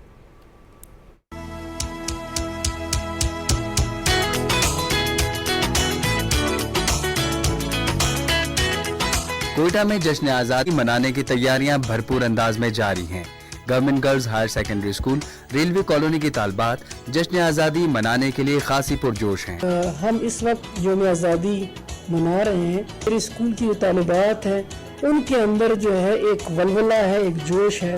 हम 14 अगस्त की तैयारियां कर रहे हैं। पाकिस्तान जिंदाबाद। हम जो है 14 अगस्त के दिन स्पीच वगैरह और बहुत से एक्टिविटीज भी करेंगे। पाकिस्तान जिंदाबाद। जश्न आज़ादी के मौके पर स्कूल के तालबात मिली नगमे, टैबलो और तकरीरी मुकाबलों में हिस्सा ले रही हैं। वतन से मोहब्बत लाजवाल जज्बा है जो हमें रवादारी, मिलनसारी और यगानियत का दर्ज देता है। ये तैयारी इस अज़्म का इजहार है कि हम जिंदा पाइंदा कौम हैं। Sarfaraz Sheikh, Pakistan television news, Quetta. क्या बात है, हम जिंदा कौम है, नो डाउट। और इसी के साथ बढ़ते हैं न्यूज़ ब्रेक की तरफ। वापस आएंगे, कंटिन्यू करेंगे हमारे साथ।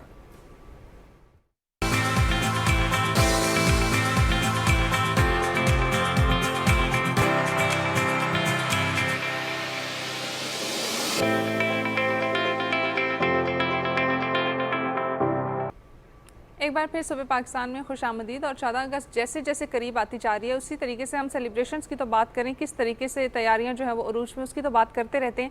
लेकिन हमारे शो में एक सेगमेंट होता है सलाम पाकिस्तान, जिसमें हमारी ये कोशिश होती है कि हम कुछ इशूज़ को या कुछ टॉपिक्स को भी हाईलाइट करें जिनके ऊपर बात करना बहुत ज़्यादा अहमियत का हामिल भी है। और आज भी कुछ इसी तरीके के टॉपिक पर हम बात करने वाले हैं। और आज का हमारा मौजू रहेगा पाकिस्तान की तरक्की में सियासी और आइनी इदारों का किरदार। और इसी पर गुफ्तगू करने के लिए हमें ज्वाइन कर रहे हैं एग्जीक्यूटिव डायरेक्टर इदारा फ़रोग़ कौमी ज़ुबान मुक़्तदरा, जिसका पुराना नाम था। हमारे साथ मौजूद हैं जनाब डॉक्टर राशिद हमीद साहब। अस्सलाम वालेकुम डॉक्टर साहब। वालेकुम थैंक यू सो मच वक्त निकालने के लिए। खैरियत से आप? बहुत शुक्रिया डॉक्टर साहब। ये फरमाइएगा, सबसे पहला सवाल बहुत ही एक सामने जो आता है कि पाकिस्तान बनने में तहरीक पाकिस्तान के मकासद और पाकिस्तान के बानियों का तसव्वुर जो था वो था क्या, और वो जो रियासत बनाने के वक्त एक जो ख्याल और नज़रिए की बात की जाती है वो एक्चुअल में था क्या, और वो कैसे लिंक करता है हमारे ये इदारों के सिलसिले को?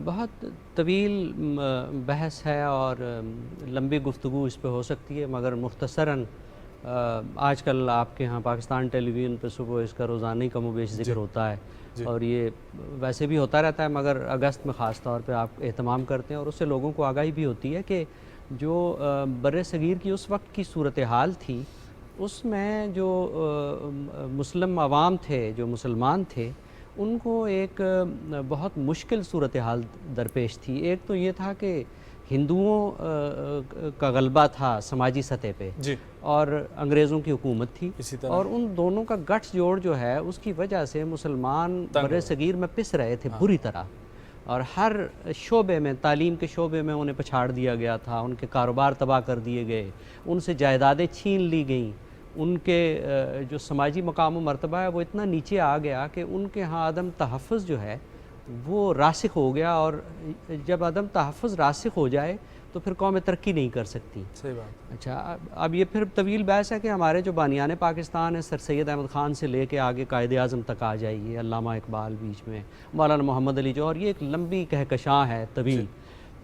इन लोगों ने शुरू में हिंदुओं के साथ इकट्ठे रहने के लिए भी जदोजहद की है, कोशिश करते रहे हैं कि हम एक मुश्तरका समाज को तश्कील दें। 1857 से 1906 तक तो ये कोशिश थी। जी, मुसलसल कोशिश होती रही, और सर सैयद अहमद ख़ान ने बिल आखिर ये कहा कि उर्दू हिंदी जब झगड़ा हुआ और उर्दू के ख़िलाफ़ मुज़ाहिरों में मुसलमानों को टारगेट किया गया, तो उन्होंने कहा कि बर्रे सगीर में 2 कौमें बसती हैं, जो ज़िंदा रहेगा वो देखेगा।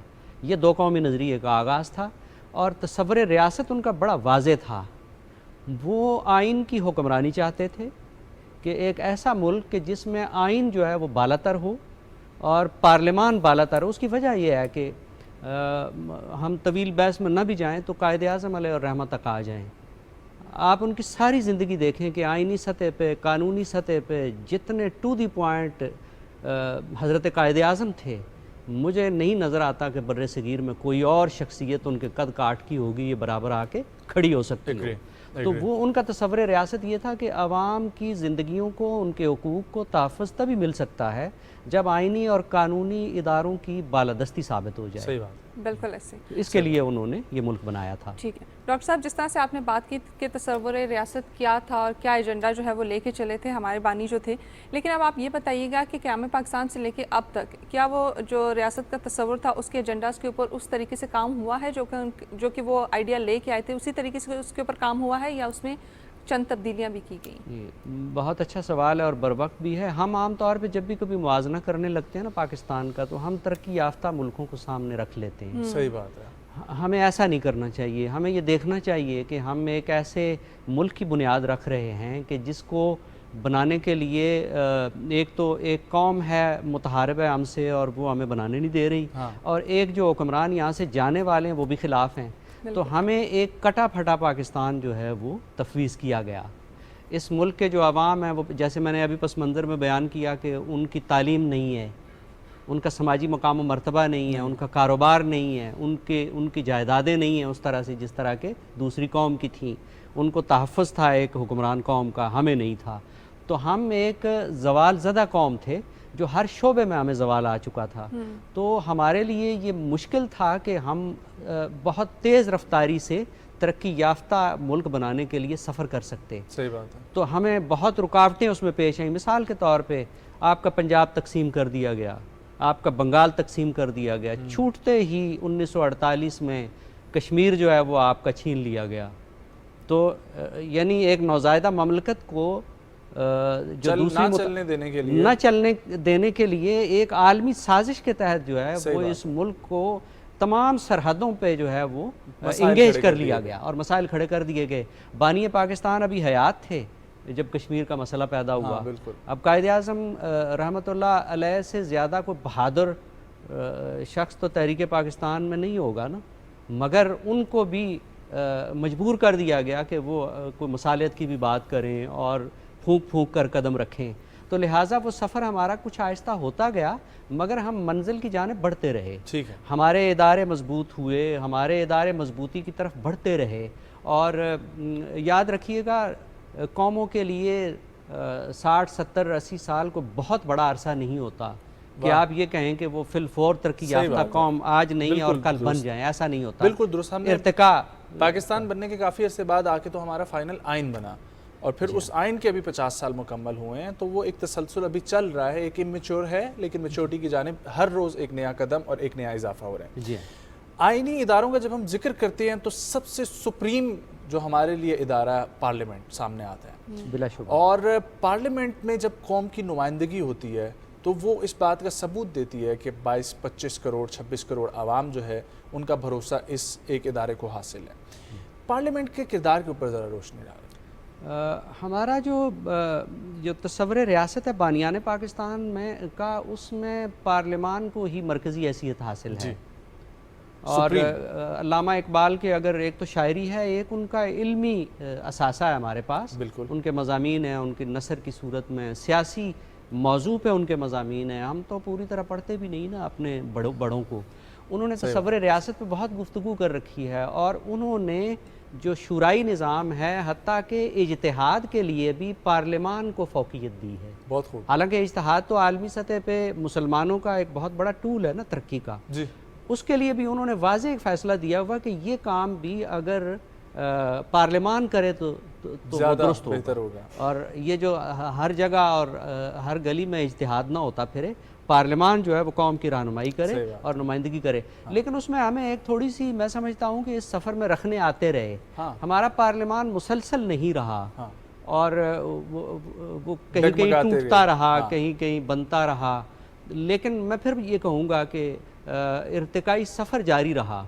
आप अगर ना तारीख़ पर नज़र दौड़ाएं तो हर आने वाला नया जो पार्लियामान है जो मुंतखब होता है वो पहले से बेहतर होता है, एक नई सोच के साथ होता है। नई सोच के साथ होता है। कहीं ना कहीं किसी न किसी सतह पे उसने तरक्की की होती है। बिल्कुल। और कानून साजी के मामले में मैं समझता हूँ पिछले कुछ अरसे में जितना शऊर पैदा हुआ है। हाँ। जो मैच्योरिटी पैदा हुई है पार्लियामान में, और पार्लियामान में जो एहसास उजागर हुआ है कि हमें कानून बनाने चाहिए, हमें आइन के तहत आगे बढ़ना चाहिए, ये पहली बार हुआ है। मैं आपको एक बात बताऊं, ये बड़ी यूनिक बात है। इससे पहले ये था कि कानून साजी कमो बेश मफकूद थी, कभी कभार कहीं 4-5 साल में एक आध बार की चीज़ आ जाती थी, एक पता लगता था किसी लॉ पे बहस हो रही है। अब यह है कि रोज़ाना कानून साजी पे बहस होती है। अच्छा बुरा कानून बनता रहता है। और देखिए, बुरा कानून आज अगर बन भी जाता है तो अवाम की जो इज्तिमाई जो उसका शऊर है उसके तहत वो रिफाइन होता रहेगा ना। पार्लियामान अगर जिंदा रहेगी, पार्लियामान मुसलसल रहनुमाई करती रहेगी,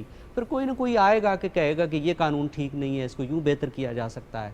तो ये एक इर्तिकाई अमल है। मेरा ख्याल है कि इसको जारी रहना चाहिए, इसमें रखने नहीं आने चाहिए, इसको मुसलसल पार्लियामान को रूबामल रहना चाहिए। बहुत बेहतरीन आपने कहा। डॉक्टर साहब ये भी बताइएगा कि एक आम शहरी के लिए ये जानना कितना ज़रूरी है कि पाकिस्तान की तरक्की में आइनी और सियासी इदारों का क्या किरदार है। देखिए, ये पार्लियामान जो है ये मैं समझता हूँ कि मैच्योर्ड होता ही उसी वक्त है जब अवाम में शऊर जो है वो ज़्यादा उजागर हो। अवाम ने इनको वोट देने हैं, अवाम ने इन्हें मुंतखब करना है, अवाम ने अपने मसाइल इन्हें बताने हैं। तो लिहाजा अवाम अगर मैच्योर्ड होंगे, उनमें आइनी और कानूनी शऊर पैदा। आम तौर पे ये होता है कि लोग ये समझते हैं कि वोट देने के बाद हम फारिग हैं, तो हम फारिग नहीं हैं।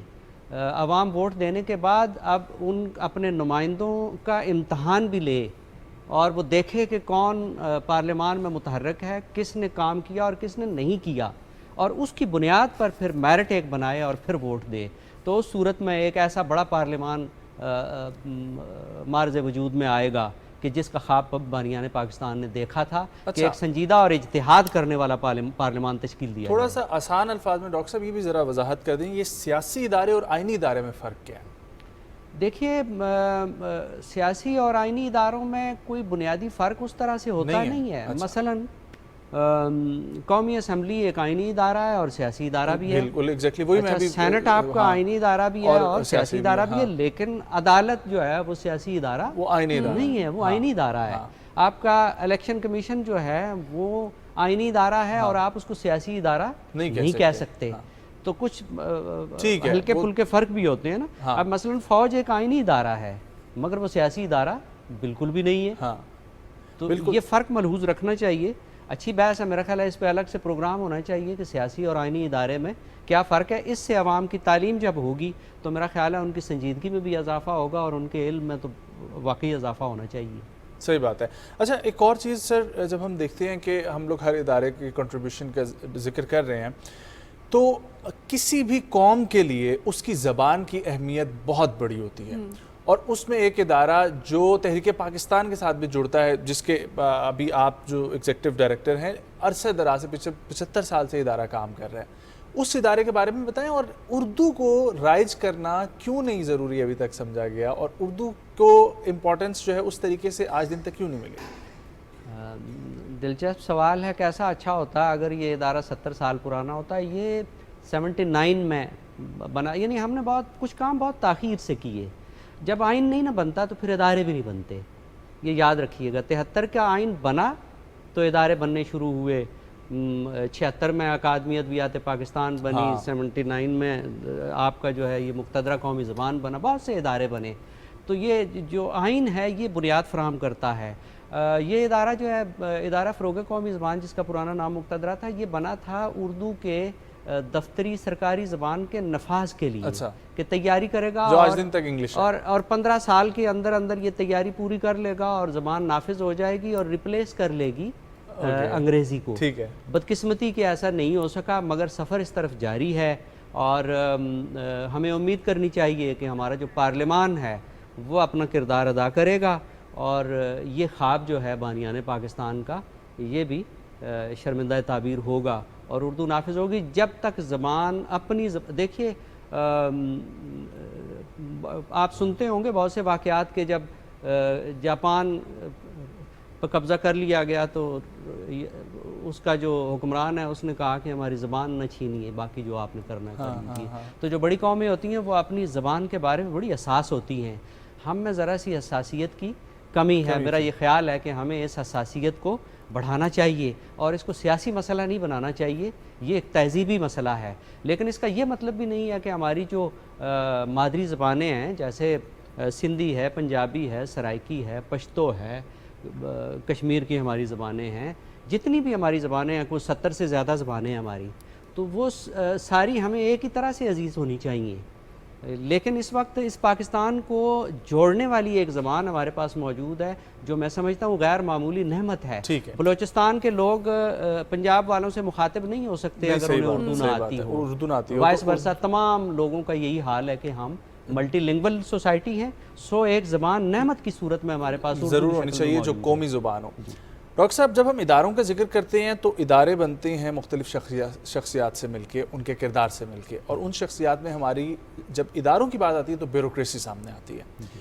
तो ब्यूरोक्रेसी का किरदार जो है पिछले 75 साल में आपने कैसा देखा? ब्यूरोक्रेसी का भी बयान ही वही हाल है जो सोसाइटी के दूसरे सेगमेंट्स का हाल है, दूसरे शोबों का हाल है। ये कभी भी नहीं हुआ कि कोई एक शोबा जो है वो बाकी शोबों से हट के अलग से तरक्की करने लगे या जवाल आमादा हो जाए। साथ साथ चलती हैं चीज़ें। हमारी ब्यूरोक्रेसी में भी वैसे ही नकाइस हैं जैसे बाकी शोबों में। आपकी अदलिया में नकाइस हैं, आपके पार्लियामान में नकाइस हैं, आपके तालीमी निज़ाम में नकाइस हैं, आपके जो दीनी इदारे हैं उनमें नकाइस हैं। तो ये नकाइस तो सभी में हैं, तो लिहाजा ब्यूरोक्रेसी में भी हैं। ब्यूरोक्रेसी के ख़िलाफ़ प्रोपेगेंडा इसलिए ज़्यादा होता है कि आवाम के साथ उसका एक बराह रास्त इंटरेक्शन है, उसने डिलीवर करना होता है, उसने सर्व करना होता है। लेकिन वो सर्व करने में जब बीच में दिक्कतें पेश आती हैं तो फिर उनके ख़िलाफ़ प्रोपेगेंडा भी तेज़ हो जाता है। ये अलग बात कि हमें ये बात तस्लीम कर लेनी चाहिए कि ब्यूरोक्रेसी जो है वो भी पाकिस्तान के मफाद में उस तरह से खिदमात अंजाम नहीं दे सकी जैसी दी जानी चाहिए थी, या जिस तरह से कायदे-आज़म ने सोचा था। और सिविल सर्वेंट्स के साथ वो बार बार मुखातिब होते रहे और रियासत के साथ और आवाम के साथ वाबस्तगी की बार बार ताकीद करते रहे। तो मेरा ये ख्याल है कि ब्यूरोक्रेसी पर ज़िम्मेदारी इसलिए भी ज़्यादा आयद होती है कि ये पढ़े लिखे लोग होते हैं, ये प्रिविलेज्ड लोग होते हैं, इनका ख़र्चा आवाम उठाते हैं। जब आवाम इनका ख़र्चा उठाते हैं तो फिर वो इनका एहतसाब भी उतना ही कड़ा करते हैं। सो मेरा ये ख्याल है कि ये बात दुरुस्त है, इनसे तवक्को भी दुरुस्त है कि इन्हें अपने किरदार से ये साबित करना चाहिए कि ये आवाम के साथ जुड़े हुए हैं और रियासत के साथ मुखलिस हैं। बहुत शुक्रिया डॉक्टर साहब आपके वक्त के लिए, बहुत अच्छा लगा आपसे बात बहुत करके। शुक्रिया कि आपने मौका दिया, मेरे लिए एजाज़ की बात। बहुत शुक्रिया आपका तशरीफ़ आवरी के लिए। ख़वातीनो हज़रात, ये बहुत ज़रूरी है कि हम लोग समझें अपनी ज़ुबान की अहमियत, अपने इस खत्ते की अहमियत, जोग्राफिकली लिहाज से, स्ट्रेटजिकली लिहाज से, और अपने इदारों को सपोर्ट करें। और वही डॉक्टर साहब वाली बात कि जब तक आवाम शऊर नहीं उनमें उजागर होगा तब तक इदारे भी उस तरीके से अपना किरदार अदा नहीं कर सकते। तो आप लोगों का काम अगेन वोट सिर्फ डालना नहीं है, बल्कि उसके बाद ये आगाही भी रखना है कि जिस इदारे से आपका वास्ता हो रहा है वहाँ पर काम आपने कैसे करना है और वहाँ पर आपके हुकूक क्या हैं। ब्रेक की तरफ बढ़ेंगे, वापस आएंगे, कंटिन्यू करेंगे प्रोग्राम को, हमारे साथ रहिए।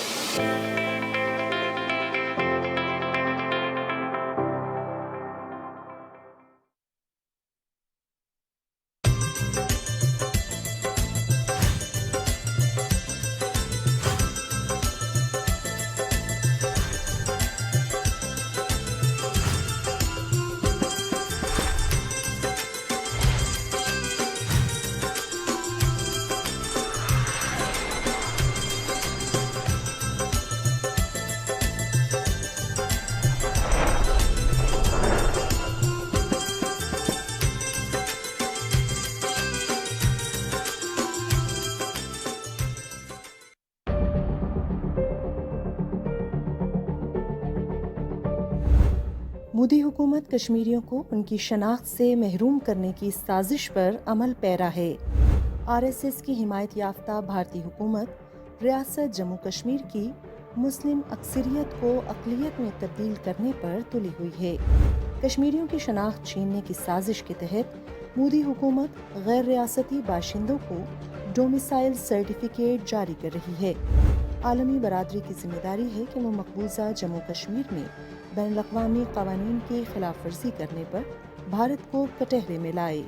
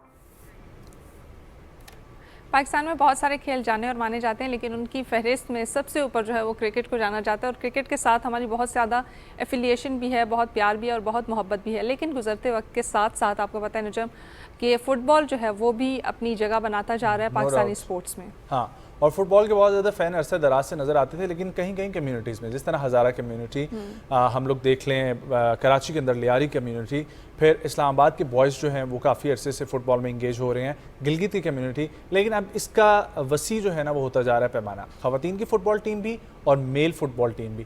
हमारी नेशनल टीम क्या क्या अचीवमेंट कर रही है उसके ऊपर भी हम लोग बात करेंगे, लेकिन उसके साथ साथ ये खबर देना आप लोगों को बहुत ज़रूरी है, जो ऑलरेडी आप लोगों तक पहुँच चुकी होगी, कि नॉर्वे के अंदर स्ट्रीट चाइल्ड फुटबॉल टीम जो है पाकिस्तान की, उसने सेकंड पोजीशन हासिल की है। फाइनल तक पहुंचने में वो कामयाब रही है, लेकिन फाइनल का मुकाबला वो जीत नहीं सकी। और लेकिन नॉर्वे में जिस तरीके से उन्होंने कामयाबियां हासिल की और समेटती चली गई हैं, वो स्टोरीज जो हैं वो भी हम आप लोगों के साथ शेयर करेंगे। लेकिन बहुत ही ये खराज तहसीन के मुस्तहिक हैं। इस पूरी टीम को मैं आप लोगों को बताना चाहूँगा, स्ट्रीट चाइल्ड फुटबॉल टीम जो है ये एक प्राइवेट टीम जो है वो रन हो रही है, जो पाकिस्तान की नुमाइंदगी करती है, और लगता हमें यह है कि वो पाकिस्तान की ऑफिशियल टीम है, लेकिन वो मुस्लिम हैंड्स ऑर्गेनाइजेशन है, उनकी CEO पी सैयद लख्ते जिगर उनके उसकी तरफ से चल रही है, और जितना भी सराहा जाए उनको काम है कि जिस तरीके से पाकिस्तान की वो नुमाइंदगी कर रहे हैं। सो उनको भी बुलाएंगे और उनसे बात करेंगे, लेकिन इस वक्त हमें ज्वाइन करें नेशनल टीम के फुटबॉल कोच जनाब अब्दुल सत्तार साहब। उनसे गुफ्तगू करते हैं और जानते हैं कि नेशनल टीम क्या क्या कर रही है और कितना ज़रूरी है कि मज़ीद इस किस्म के इवेंट्स में अपनी टीम्स को भेजा जाए।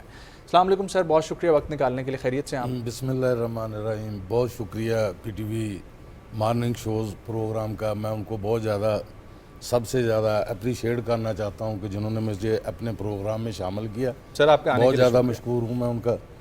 और इसके साथ साथ मैं थोड़ा सा पहले अपने बारे में थोड़ी सी इंट्रोडक्शन करवा दूँ। जी प्लीज़।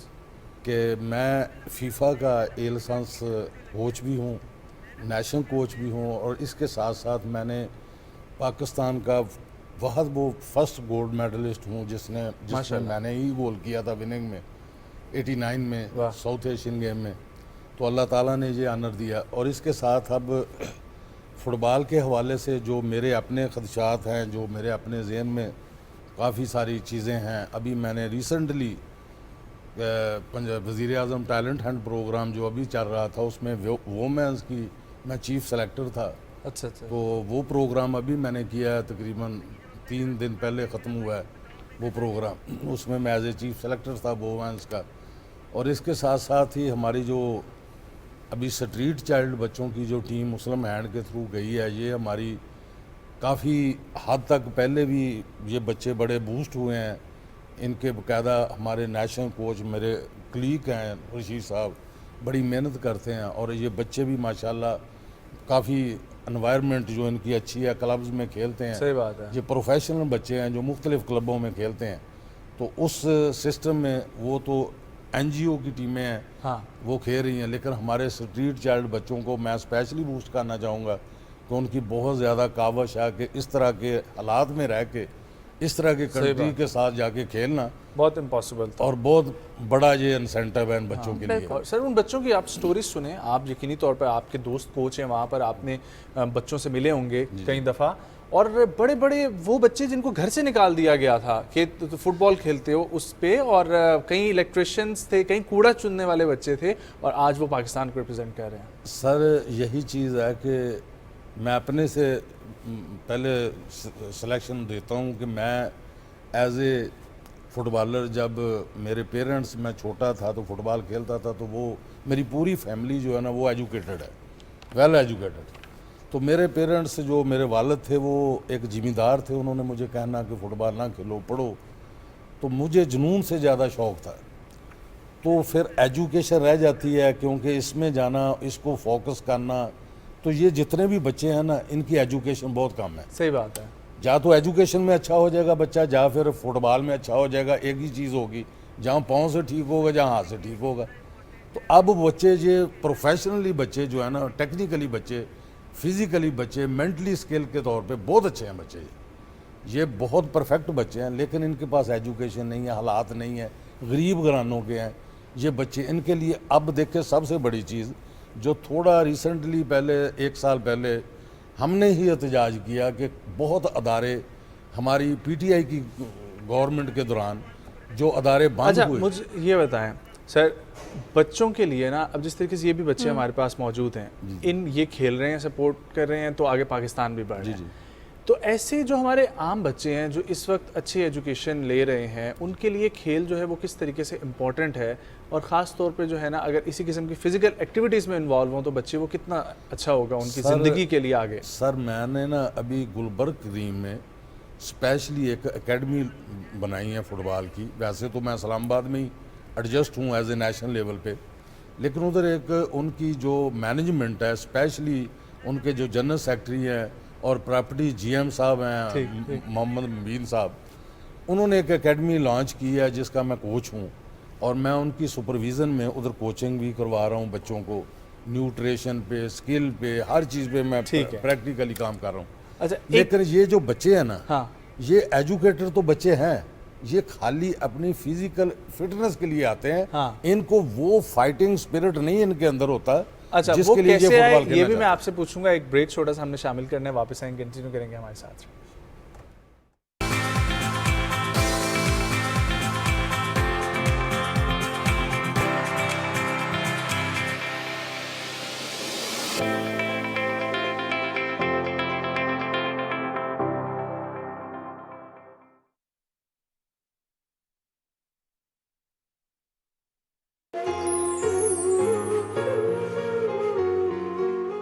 प्रोग्राम राह हिदायत में हम इस बार कोशिश कर रहे हैं कि बात करें ख़वातीन के मसाइल पर, वो सवाल जो मेरी बहनों के, मेरी माओं के जहनों में उठते हैं और वो चाहती हैं कि उनका हल मालूम हो सके, उनका जवाब मिल सके कुरान और सुन्नत की रोशनी में। हमने मदऊ किया है अपने इन तमाम खुसूसी प्रोग्राम्स में इस्लामिक स्कॉलर्स को जो ख़वातीन हैं, और वो देंगी आपके सवालात के जवाबात। जब भी तुम्हें विरासत तकसीम करनी हो तो लड़की के 2 हिस्सों के बराबर लड़के का 1 हिस्सा है। मैरिज इज़ एन इंस्टीट्यूशन, इसको तो पूरी दुनिया अब इसकी अहमियत को समझ रही है। ड्रामे बिल्कुल बामकसद होने चाहिए, ऐसे होने चाहिए कि जिससे कुछ बच्चियां सीखें। हमारा ईमान कंप्लीट नहीं होता जब तक औरत के साथ अच्छा सलूक और जिम्मेदारी पूरी ना करो। तो अगर महर वक्त निकाह मुकर्रर किया गया है तो आधा दिया जाए।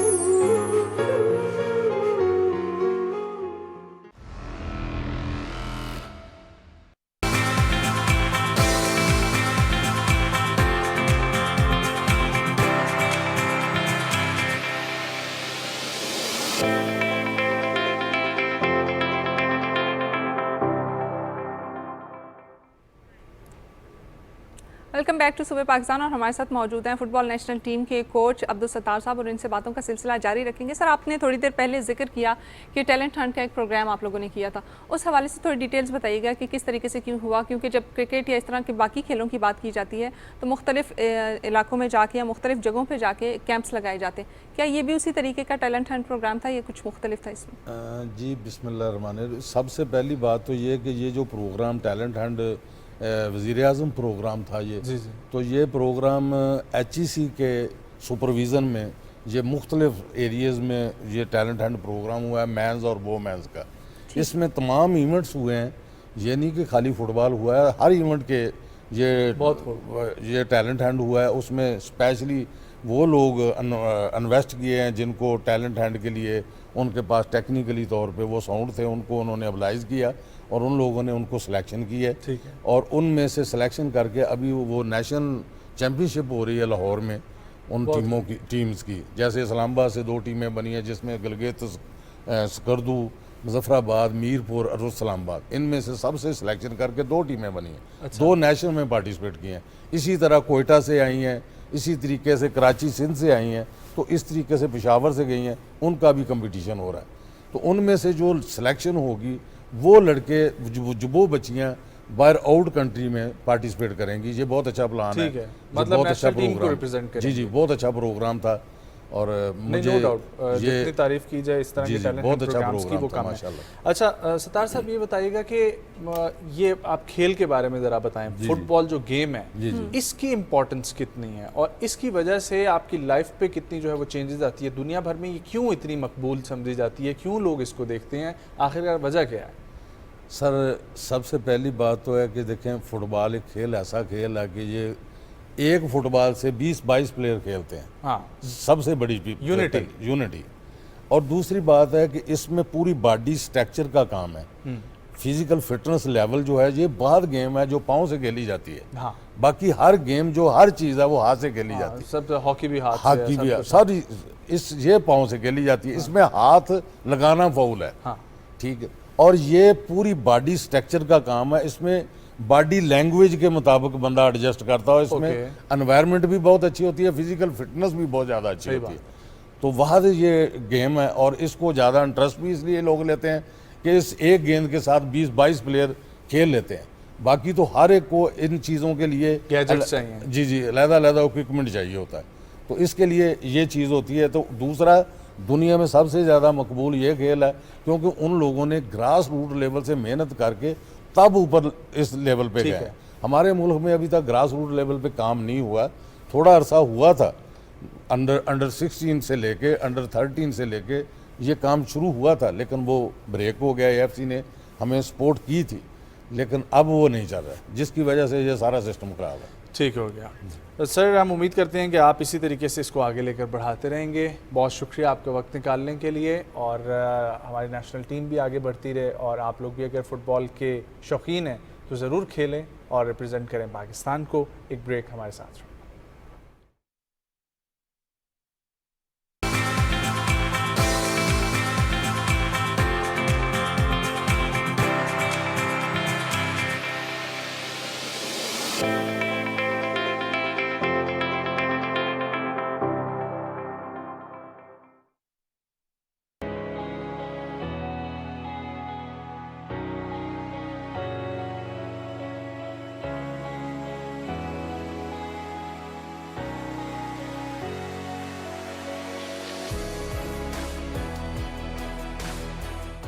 You can turn up these lights to kind of show a sudden change of lighting.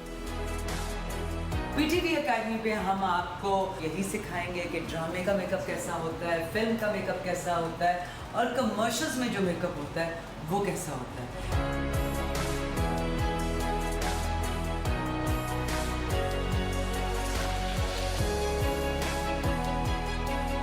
बात ये होती है कि एंकरिंग क्या है, क्या बोलना है, क्या नहीं बोलना है, कैसे नहीं बोलना।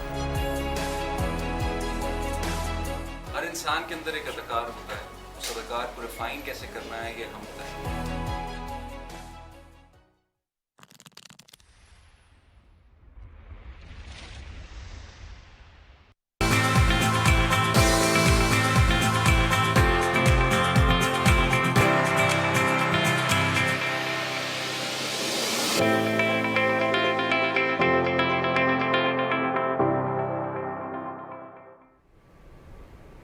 सुबह पाकिस्तान में हमारी ये कोशिश होती है कि हम ऐसे मौज़ूआत पे बात करें जिनको समझना हमारी आम ज़िंदगी के लिए बहुत ज़्यादा ज़रूरी है, और अक्सर औक़ात हमें इन मौज़ूआत पे बात करते हुए मुश्किलात का सामना भी करना पड़ रहा होता है, लेकिन समझ नहीं आ रही होती कि कहाँ पे वो गैप जो है वो रह गया। और इसी तरीके का एक टॉपिक ये भी है कि किस तरीके से बेहतर पेरेंटिंग की जाए ताकि बच्चों और पेरेंट्स का जो गैप है उसको मज़ीद जो है वो कम किया जा सके और बेहतर चीज़ें जो है वो की जा सके दिन के साथ। और आज उसी में, क्योंकि पेरेंटिंग एक बहुत ही डाइवर्स और बहुत ही बड़ा टॉपिक है, तो इसी के ऊपर हम एक स्पेसिफिक टॉपिक में उतरेंगे, एंड दैट इज़ बच्चे जब ज़िद करते हैं या बच्चे जब गलतियां करते हैं तो माँ बाप को कैसे उस पर बिहेव करना चाहिए और माँ बाप को कैसे डील करना चाहिए। इसी के ऊपर गुफ्तगू करने के लिए हमारे साथ ज्वाइन कर रही हैं क्लिनिकल साइकोलॉजिस्ट मोहतरमा जवेरिया फातिमा साहिबा। अस्सलाम वालेकुम मैम। वालेकुम सलाम। गुड मॉर्निंग, खैरियत से हैं आप? अल्लाह का शुक्र, आप कैसे हैं? अल्हम्दुलिल्लाह। मैम ये बताइएगा कि ये ज़िद वाला काम जो है ये तो बच्चों में लाजमी होता है, बिल्कुल, और बच्चे रोते धोते भी हैं, गलतियां भी करते हैं, लेकिन माँ बाप तो समझदारी के उस लेवल पे पहुंचे होते हैं, या अगर नहीं भी होते तो अपने आप को समझदार समझते हैं। हाँ, कहीं ना कहीं बच्चे भी समझा देते हैं। हाँ तो उस वक्त माँ बाप ने क्या करना है, और ख़ासतौर पे पहला बेबी, पहला चाइल्ड जो है ना, वो ज़िद पे जब उतरता है, आपके सामने कोई ज़िद कर रहा है, ना खाने की ज़िद एक होती है बच्चों की, तो क्या करते हैं माँ बाप? ओके, इसमें देखिए पहला चाइल्ड, जैसे आपने पहले बच्चे की बात की, तो हमारे यहाँ ख़ास करके पाकिस्तानी कल्चर में क्या किया जाता है कि पहले बच्चे को बहुत पैम्पर किया जाता है और बहुत लाड प्यार के साथ उसको पाला जाता है। तो नॉर्मली जो फर्स्ट चाइल्ड होता है वो इस तरह थोड़ा सा ज़िद्दी भी होता है और उसको बात मनवाने की भी आदत होती है और पूरी फैमिली का प्यार उसको अटेंशन उसको होती है ना, बिल्कुल पूरी फैमिली का प्यार मिलता है। तो उसके लिए पेरेंटिंग स्टाइल में मैं समझती हूँ कि पेरेंट्स को पेरेंटिंग कॉन्सेप्ट के बारे में पता होना चाहिए। हमारे यहाँ पेरेंटिंग स्टाइल क्या है कि हम लोग ये समझते हैं कि बच्चे की हर बात मान लेना, बच्चे को बहुत ज़्यादा प्यार कर देना और बच्चे की उन चीज़ों को समझना, तो यहाँ पे पेरेंट्स की वो रिस्पॉन्सिबिलिटीज़ कवर अप हो जाती हैं।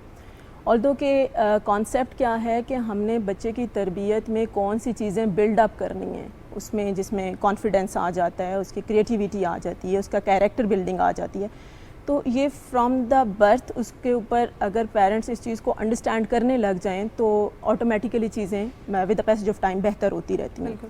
ज़िद को कैसे कवर किया जाता है कि बचपन से ही बच्चे को राइट एंड रॉन्ग का कॉन्सेप्ट दे देना चाहिए कि कुछ चीज़ें ऐसी होती हैं जो पेरेंट्स एक्सेप्ट कर सकते हैं, जो सोशली मॉरली एक्सेप्टेबल होती हैं, और कुछ चीज़ें ऐसी होती हैं जो नहीं एक्सेप्ट की जा सकती। तो बच्चे को अगर शुरू से ये चीज़ें कन्वे कर दी जाएं या फिर उनको रोक दिया जाए, बच्चे को तो नहीं पता कि कौन सी चीज़ ठीक है और कौन सी गलत है। हाँ, बिल्कुल। अगर गलत ज़िद पेरेंट्स एक्सेप्ट करने लग जाएं तो बच्चे के अंदर ये हैबिट डेवलप हो जाती है कि वो कुछ भी एक्सेप्ट करवाते हैं। फिर उसके अंदर ज़िद हम लोग खुद इंड्यूस कर रहे होते हैं कि एज अ पेरेंट हम उनकी अगर हर बात मानेंगे तो उनके अंदर ज़िद इंड्यूस हो जाएगी। इंस्टेड के जो चीज़ एक्सेप्टेबल है उसको मान लिया जाए और उसके ऊपर बच्चे को प्रॉपर डिस्कशन के साथ उसके प्रॉज एंड कॉन्स डिस्कस करके आगे बढ़ा जाए तो चीज़ें बेहतर होती हैं। जवीना, इसी की तरफ आना चाह रही हूँ। जैसे आपने कहा कि बच्चे को बचपन से ही बताना शुरू कर देना चाहिए, क्योंकि हमारी सोसाइटी में यूजुअली ये होता है कि पेरेंट्स क्या कहते हैं, ये तो अभी बच्चा है, अभी इसको क्या समझाएं, इसको तो समझ ही नहीं है, और उसमें बच्चा जिद भी करता जाता है, अपनी बात भी मनवाना चाहता है। आप ये बताइएगा कि क्या एक स्पेसिफिक एज है जिससे आपको सही और गलत की पहचान जो है बच्चे को करवा देनी चाहिए? आप सही और गलत की पहचान अपने बच्चे को सिर्फ वर्बली नहीं कन्वे करते, आप बच्चे को अपने बिहेवियर से भी कन्वे करते हैं, अपने नॉन वर्बल क्यूज़ से भी कन्वे करते हैं। बच्चे की तरबियत स्टार्ट होती है जब वो पैदा होता है, उसके राइट आफ्टर हिज और हर बर्थ। तो हमारी यही तो सबसे पहली गलती है कि हमें ये लगता है कि जब बच्चा पैदा हुआ है तो वो बच्चा बस एक खिलौना है। हाँ, बच्चा और बच्चे को कुछ समझ नहीं आती अगले 2 साल तक। नो, आप देखें उसका फर्स्ट जो माइलस्टोन वो अचीव करता है, मतलब सोशल स्माइल पहला माइलस्टोन होता है, पहला बच्चे का एक पॉइंट होता है जिसको हम एक्सेप्ट करते हैं। अब सोशल एक बच्चा स्माइल कर रहा है, वो सोसाइटी को रिस्पॉन्स कर रहा है, इट मीन्स कि वो समझ रहा है। अच्छा। तो जब वो समझ रहा है तो हमारे बिहेवियर और नॉन वर्बल क्यूज़ को वो अंडरस्टैंड कर रहा है, इसीलिए उसकी रूटीन डेवलपमेंट स्टार्ट होती है ना। सबसे पहले आप उसकी रूटीन डेवलप करते हैं। अगर बच्चे को हम लोग ट्रेन ही इस तरीके से करते हैं नॉन वर्बल क्यूज़ से ही, तो बच्चा डेफिनेटली उसके अंदर प्रॉब्लम्स क्रिएट हो जाएंगी ऑटोमेटिकली, और उसमें उसका कसूर भी नहीं होगा क्योंकि उसको तो पहले मालूम नहीं है। वो चीज़ दे रहा है जो हम उसको, वो चीज़ हमें रिस्पॉन्स कर रहा है जो हम उसको दे रहे हैं। फिर जैसे आपने एक बात की कि हम कौन सी स्पेसिफिक एज होती है, स्पेसिफिक एज आप यूँ समझ लीजिए कि जब वो पैदा होता है उसके बाद जैसे सोशल स्माइल उसकी स्टार्ट होती है, वहाँ पे उसकी अंडरस्टैंडिंग डेवलप हो जाती है। वो वालिदैन के चेहरे को भी पढ़ लेता है, लाइक बच्चे को बहुत अच्छे से आइडिया हो जाता है। हमने अपने आसपास देखे हैं बहुत सारे बच्चे जिसमें बच्चे अपने पेरेंट्स की हंसी और रोने को बहुत अच्छे से एक्सेप्ट करते हैं। इसीलिए कहते हैं कि पेरेंट्स के चेहरे पे स्माइल बच्चे के अंदर कॉन्फिडेंस पैदा करती है। चले हमें एक चीज़ समझ में आ गई कि बच्चे पर काम करना बहुत ज़रूरी है right after his birth, his और हर बर्थ। लेकिन उसके बाद हम लोग आगे जब चलते हैं तो कई माँ बाप से ये मरहला रह जाता है, ये पहले वाला मरहला बिल्कुल रह जाता है। लेकिन वो दूसरे मरहले पे जब आते हैं और उनकी ये कोशिश होती है कि जब हमारा बच्चा प्रॉपर्ली हमारी बात समझना शुरू करेगा, उसको एक लैंग्वेज समझ आएगी, तो कम्युनिकेशन के थ्रू बहुत सारे मसले हम हल कर लेंगे और नो डाउट बाद में भी बेहतरी आ सकती है। तो स्कूल गोइंग बच्चों के बहुत सारे प्रॉब्लम इस वजह से भी शुरू हो जाते हैं कि वो बहुत सारे फिर बच्चों को और देखते हैं और उनसे चीज़ें सीखते जाते हैं। और जब आपने पहले बच्चे की बात की तो वो सेंटर ऑफ अट्रैक्शन, वो अटेंशन उसे मिल रही है। जब वो अटेंशन छूटेगी उसके अंदर एहसास आएगा, वो एहसास को ख़त्म करने के लिए आपको डायलॉग्स लेकर आने चाहिए और कम्युनिकेशन आने चाहिए। वो माँ बाप के लिए कितना एक चैलेंजिंग फेज होता है जब बच्चा अपने आप को फील कर रहा होता है ज़रा डिटैच्ड माँ बाप से। एग्जैक्टली।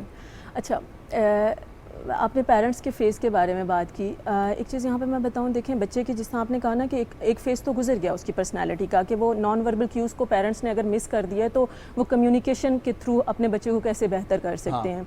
तो पर्सनालिटी डेवलपमेंट होती है 18 ईयर्स तक। 18 ईयर्स से पहले आप अपने बच्चे पे थ्रू आउट द टाइम उसको करेक्ट कर सकते हैं। 18 ईयर्स के बाद नहीं होता? नहीं, हो सकता है लेकिन it is quite challenging. Comparatively before 18, आप 18 के बाद थोड़ा सा डिफिकल्ट हो जाता है क्योंकि पीयर प्रेशर बढ़ जाता है, दोस्तों के साथ बाहर घूमना, बच्चे का एक्सपोजर सोशल इन्वायरमेंट में ज़्यादा होता है कंपैरेटिवली विद पेरेंट्स। एग्री। तो जहाँ पे एज आपने बताई स्कूल गोइंग एज और कम्युनिकेशन जहाँ पे स्टार्ट होती है, उस फेज़ में पेरेंट्स ने अपने बच्चे को किस तरीके से टैकल डाउन करना है, उसमें सबसे पहले क्या है कि पेरेंट्स का अपना बिहेवियर बहुत मैटर करता है। लाइक आप घर में किस तरीके से रह रहे हैं, आप उस बच्चे को कौन सी अपने बिहेवियर में चीज़ें दे रहे हैं। अगर एक पेरेंट है वो अपने बिहेवियर में थोड़ी सी ऐसी चीज़ें कर रहा है, बच्चे बहुत जल्दी पिक करते हैं, उसमें क्या है कि अगर पेरेंट्स झूठ बोल रहे हैं, फॉर एग्जांपल एक एग्जांपल के तौर पर बात करें कि बच्चे को फ़ोन पे झूठ बुलाने का कह दिया कि फ़लाँ को बोल दो मैं घर पे नहीं हूँ, या गेट पे बोल दिया, तो बच्चा इनडायरेक्ट वे में उसको वो चीज़ वो पकड़ लेगा कि झूठ बोलना is some sort of acceptable, ठीक है।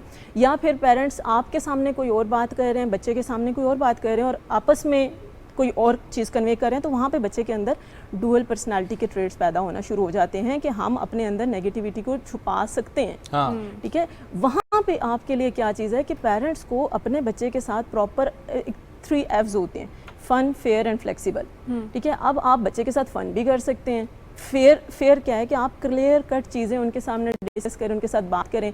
जैसे आजकल मैं कहती हूँ बच्चों को साइको एजुकेशन बहुत ज़रूरी होती है, ख़ास करके स्कूल गोइंग में। तो उसमें आप बच्चे को बताएं कि बेटा ये चीज़ें हो सकती हैं आपके स्कूल में, आपके जब घर आओ तो हो सकता है आप थके हुए भी हो, आपके लिए पढ़ाई का प्रेशर भी हो, या स्कूल के बाद आप थके हुए हो, तो इसका ये मतलब नहीं है कि आपने फ़ौरन से डाउन हो जाना है या आपने अपने आप को कम फील करना है। इंस्टेड आप मेरे साथ आओ, मुझसे बात करो, मुझसे शेयर करो, इंशाल्लाह हम कोई ना कोई हल निकाल लेंगे। अब बच्चे ने उसको एज अ गेम भी ले लिया, उसको कन्वे भी हो गया, मेंटली प्रिपेयर भी हो गया। आजकल के बच्चे मैं कहती हूँ 6-7 साल की उम्र में, 5-6 साल की उम्र में बहुत जल्दी चीज़ों को पकड़ लेते हैं और उनको ये चीज़ें सोशली जो चीज़ें चल रही होती हैं बहुत आसानी से समझना भी शुरू करते हैं। बिल्कुल। जब ये स्कूल गोइंग बच्चों की हम बात करें, यूजुअली ये होता है कि बच्चों की अक्सर स्कूल से शिकायत भी आती हैं और उस पर पेरेंट्स का अगर घर में थोड़े स्ट्रिक्ट भी हों तो वहाँ पे ये रिस्पॉन्स होता है कि कोई बात नहीं, आपने कुछ किया होगा या आपकी कोई मिस्टेक होगी, हमारा बच्चा तो ऐसे नहीं है। वो कितना इम्पैक्ट डालता है बच्चे की ग्रूमिंग? मैं समझती हूँ ये बहुत ज़्यादा नेगेटिव इम्पैक्ट देता है बच्चे को, क्योंकि बच्चा फिर बाजू का ये पहली गलती मैं समझती हूँ। पेरेंट्स को चाहिए कि बच्चे की पहली गलती को उस पर क्वेश्चन करें, ताकि बच्चे के अंदर ये चीज़ ना हो कि मैं गलत करूँगा तो पेरेंट्स मुझे कवर करेंगे। ये चीज़ फिर लेटर ऑन लाइफ में बहुत बड़ी प्रॉब्लम्स क्रिएट कर लेती हैं। किसी भी इंसान, बच्चा जब बड़ा होता है उसकी ज़िंदगी में बहुत ज़्यादा नेगेटिव चीज़ें क्रिएट कर लेती है, क्योंकि उनको पता है कि बैक सपोर्ट पे पेरेंट्स हैं, किसी भी किस्म की सिचुएशन से वो हमें निकाल लेंगे, तो वो मिस्टेक करना उसके लिए एक नॉर्मल सी बात हो जाती है। तो इस सिचुएशन में पेरेंट्स में वालिदैन दोनों, माँ बाप और टीचर्स को एक पेज पे होना चाहिए, ताकि वो बच्चे को पता हो कि अगर मैं यहाँ पे भी गलती करूँगा तो ये वही चीज़ है जो मेरे पेरेंट्स एक्सेप्टेबल नहीं है, उनके लिए एक्सेप्टेबल नहीं है। लेकिन अगर पेरेंट्स उसके अगेंस्ट जाएंगे तो बच्चे की पर्सनैलिटी में नेगेटिविटी डेवलप होगी ऑटोमेटिकली। ठीक है, लेकिन ऐसा अगर हो कि एक तरफ से ना आपके वालिदैन सुन रहे हैं ना आपके टीचर सुन रहे हैं, आपको कंफर्ट लेवल कहीं पर नहीं मिल रहा, उस कंफर्ट लेवल ना मिलने की वजह से आपकी सेल्फ स्टीम हो जाती है लो। बिल्कुल। तो फिर यहाँ पर क्या करें? मैंने पहली बात की थी कि हम लोगों ने पेरेंटिंग कॉन्सेप्ट समझना है। कॉन्सेप्ट में सबसे पहली चीज़ है कॉन्फिडेंस बिल्ड करना अपने बच्चे में। कॉन्फिडेंस बिल्ड होता है अगर आप बच्चे को सुनेंगे, समझेंगे, ठीक है। और अगर आप बच्चे को सुनेंगे नहीं और उसको पेरेंट्स भी कंफर्ट जोन नहीं दे रहे, टीचर भी नहीं दे रहे, तो बच्चा यूँ समझ लीजिए कि बिल्कुल उसको चेक एंड बैलेंस भी नहीं है और उसकी अपनी ज़िंदगी है, वो तो डेफिनेटली 110% डिट्रैक्ट भी होगा। और ऐसे बच्चे लेटर ऑन अपनी पर्सनालिटीज़ में साइकोपैथिक ट्रेड्स भी डेवलप कर लेते हैं। साइकोपैथिक ट्रेड्स होते हैं एंटी सोशल ट्रेड्स, जिसमें बहुत बड़े बड़े प्रॉब्लम्स आ सकते हैं, होती हैं, जिसमें पेरेंट टीचर मीटिंग्स। जी जी। उसमें मुझे जो एक पॉइंट लगता है जो गलत होता है, वो पॉइंट नहीं होना चाहिए, क्योंकि माँ बाप बच्चों को वहीं पर जो है ना वो करना शुरू कर देते हैं कि उन पेरेंट टीचर मीटिंग में बच्चे की मौजूदगी ज़रूरी नहीं होनी चाहिए। देखिए, आपका अपना पर्सपेक्टिव हो सकता है, मेरे नज़दीक ये है पर्सपेक्टिव के मेरी टीचर जो है कल तक मुझे क्या पता अच्छी लगती हो, आज वो मेरे पेरेंट्स के सामने बैठ के मेरी बुराइयां कर रही हैं, ठीक है। अगर इस सेंस में देखें या मेरे पेरेंट्स जो हैं वो उन्हें बोल रहे हैं कि नहीं ये घर में भी ऐसे ही बिहेव करते हैं इसलिए आप इसके साथ सख्ती से पेश आए, तो वो दोनों के लिए नेगेटिविटी मेरे अंदर आएगी। लेकिन अगर पेरेंट्स भी एक विजन रखते हैं तो उन्होंने जो मर्जी टीचर से सुना है या खुद भी टीचर को बताया है कि मेरे बच्चे के इस तरह बिहेव करें, घर आके वो डायलॉग्स के जरिए बच्चे के साथ मामलात करें जो करना है। किसी एस्पेक्ट से इस चीज़ को हम कह सकते हैं कि 80% यू आर राइट। लाइक मैं ये आपको 20% नेगेटिव भी नहीं कह रही, गलत भी नहीं कह रही। उसमें ये है कि बच्चे को मैंने अभी बताया कि हमारे यहाँ अभी जो बच्चे हैं ना उनके अंदर ये चीज़ें हैं कि वो बहुत ज़्यादा क्रिएटिव माइंड है। क्रिएटिविटी हर बच्चे में होती है। लाइक उसको क्वेश्चन चाहिए कि पहाड़ कैसे बनते हैं, उसको ये चाहिए कि मछली कैसे तैरती है, परिंदा कैसे उड़ता है। अब ये क्वेश्चन ऐसे हैं जो एस्थेटिक सेंस और क्रिएटिविटी को डेवलप करते हैं। तो ऐसे बच्चे अगर पेरेंट्स अभी इस कॉन्सेप्ट के मैं आपकी बात को कंटिन्यू करूंगी कि अगर सामने बैठ के पेरेंट्स और टीचर्स दोनों के कॉन्सेप्ट को समझेंगे, उसमें आपकी वर्बल कमांड बड़ी मैटर करती है, टीचर्स की भी और पेरेंट्स की भी कि आप नेगेटिव वर्ड मत यूज़ करें ना, आप पॉजिटिव तरीके से उस बच्चे को बूस्ट अप कर सकते हैं। पेरेंट टीचर मीटिंग में जब बच्चा बैठेगा उसके सामने जब आप उसकी डिस्कशन भी कर रहे होंगे, लेकिन आप पॉजिटिव वर्बेटम के थ्रू उसको कन्वे करेंगे चीज़ें कि हाँ बच्चा वैसे बहुत क्रिएटिव है, बहुत पॉजिटिव है, यहाँ पे थोड़ी सी लेकिन कर गया लेकिन इसको बूस्ट कर जाएगा। अब उसको मैसेज कन्वे हो गया, इनडायरेक्टली मैसेज कन्वे एक पॉजिटिव सेंस में हो गया और बूस्ट अप भी हो गया। मुझे ये बताएं कि बचपन में आज दिन तक आपको किसी ने कहा हो, मुझे किसी ने नहीं कहा कि हमेशा ये सुनने में मिलता है कि आप जिस सब्जेक्ट में कमज़ोर हो उसमें मेहनत करो। किसी ने कभी ये क्यों नहीं कहा कि आप जिस सब्जेक्ट में अच्छे हो उसमें मज़ीद मेहनत करो? ये मुझसे लास्ट टाइम भी क्वेश्चन हुआ था और मैं उस पर मैंने कहा था आपका बड़ा टेक्निकल क्वेश्चन है और इसको लाजमी समझना चाहिए कि यहाँ पे पेरेंट्स को अपने बच्चे की क्रिएटिव माइंड और टैलेंट को समझना चाहिए। अगर बच्चे के अंदर टैलेंट एक चीज़ का है और वो उस चीज़ को बेहतर तरीके से कर सकते हैं और उसका इंटरेस्ट है, तो मेरे ख्याल से वो हर एस्पेक्ट को मद्देनज़र रखेगा, psychologically, physically, socially, morally, intellectually, वो हर चीज़ को मद्देनज़र रखते हुए उस पर एफर्ट करेगा, इंस्टेड कि किसी के दिए हुए एक कॉन्सेप्ट को कि मैंने मैथमेटिक करना है क्योंकि अब्बा ने कह दिया है तो I would go towards mathematic, तो फिर मुश्किल हो जाता है बच्चे के लिए किसी हद तक। Well, thank you so much ma'am, बहुत अच्छा लगा आपसे बात करके और बहुत इंटरेस्टिंग टॉपिक भी था और इसको मज़ीद इंटरेस्टिंग आपने बनाया। वेल, आई होप कि बहुत सारे पेरेंट्स को हेल्पफुल भी रहा होगा और अपने बच्चों को सुने और वो कॉन्सेप्ट जो था सुनाने वाला उसको थोड़ा सा कम करें। सुनाना भी ज़रूरी होता है, लेकिन वक्त की ज़रूरत है, जहाँ पे आपको लगता है कि सुनाना ज़रूरी है वहाँ पे वो भी करें। लेकिन मैं कहती हूँ कि बहुत बेहतरीन एक चीज़ होती है वो ये है कि आपकी पेरेंट्स की और बच्चों की बॉन्डिंग, आपकी बॉन्डिंग जितनी अच्छी होगी आपके बीच में, बिल्कुल आपके बीच में जितना ट्रस्ट लेवल डेवलप होगा उससे से चीज़ें जो है बहुत ज़्यादा आसान हो जाती हैं। बच्चा अगर कोई गलती करता भी है तो बहुत जल्दी उसको समझ लेता है कि मैंने कहाँ पे क्या गलत किया है, और एक बार आप ट्रस्ट गेन कर लेते हैं तो फिर आपको पता होता है कि कोई भी चीज़ हो जाए तो ये वापस राह रास्त पर इसने आ ही जाना है। डेफिनेटली। मुझे रुशना को सुबह पाकिस्तान की टीम को दीजिए इजाज़त, मुलाकात होगी कल। बहुत सारा ख्याल रखें। अल्लाह हाफ़िज़।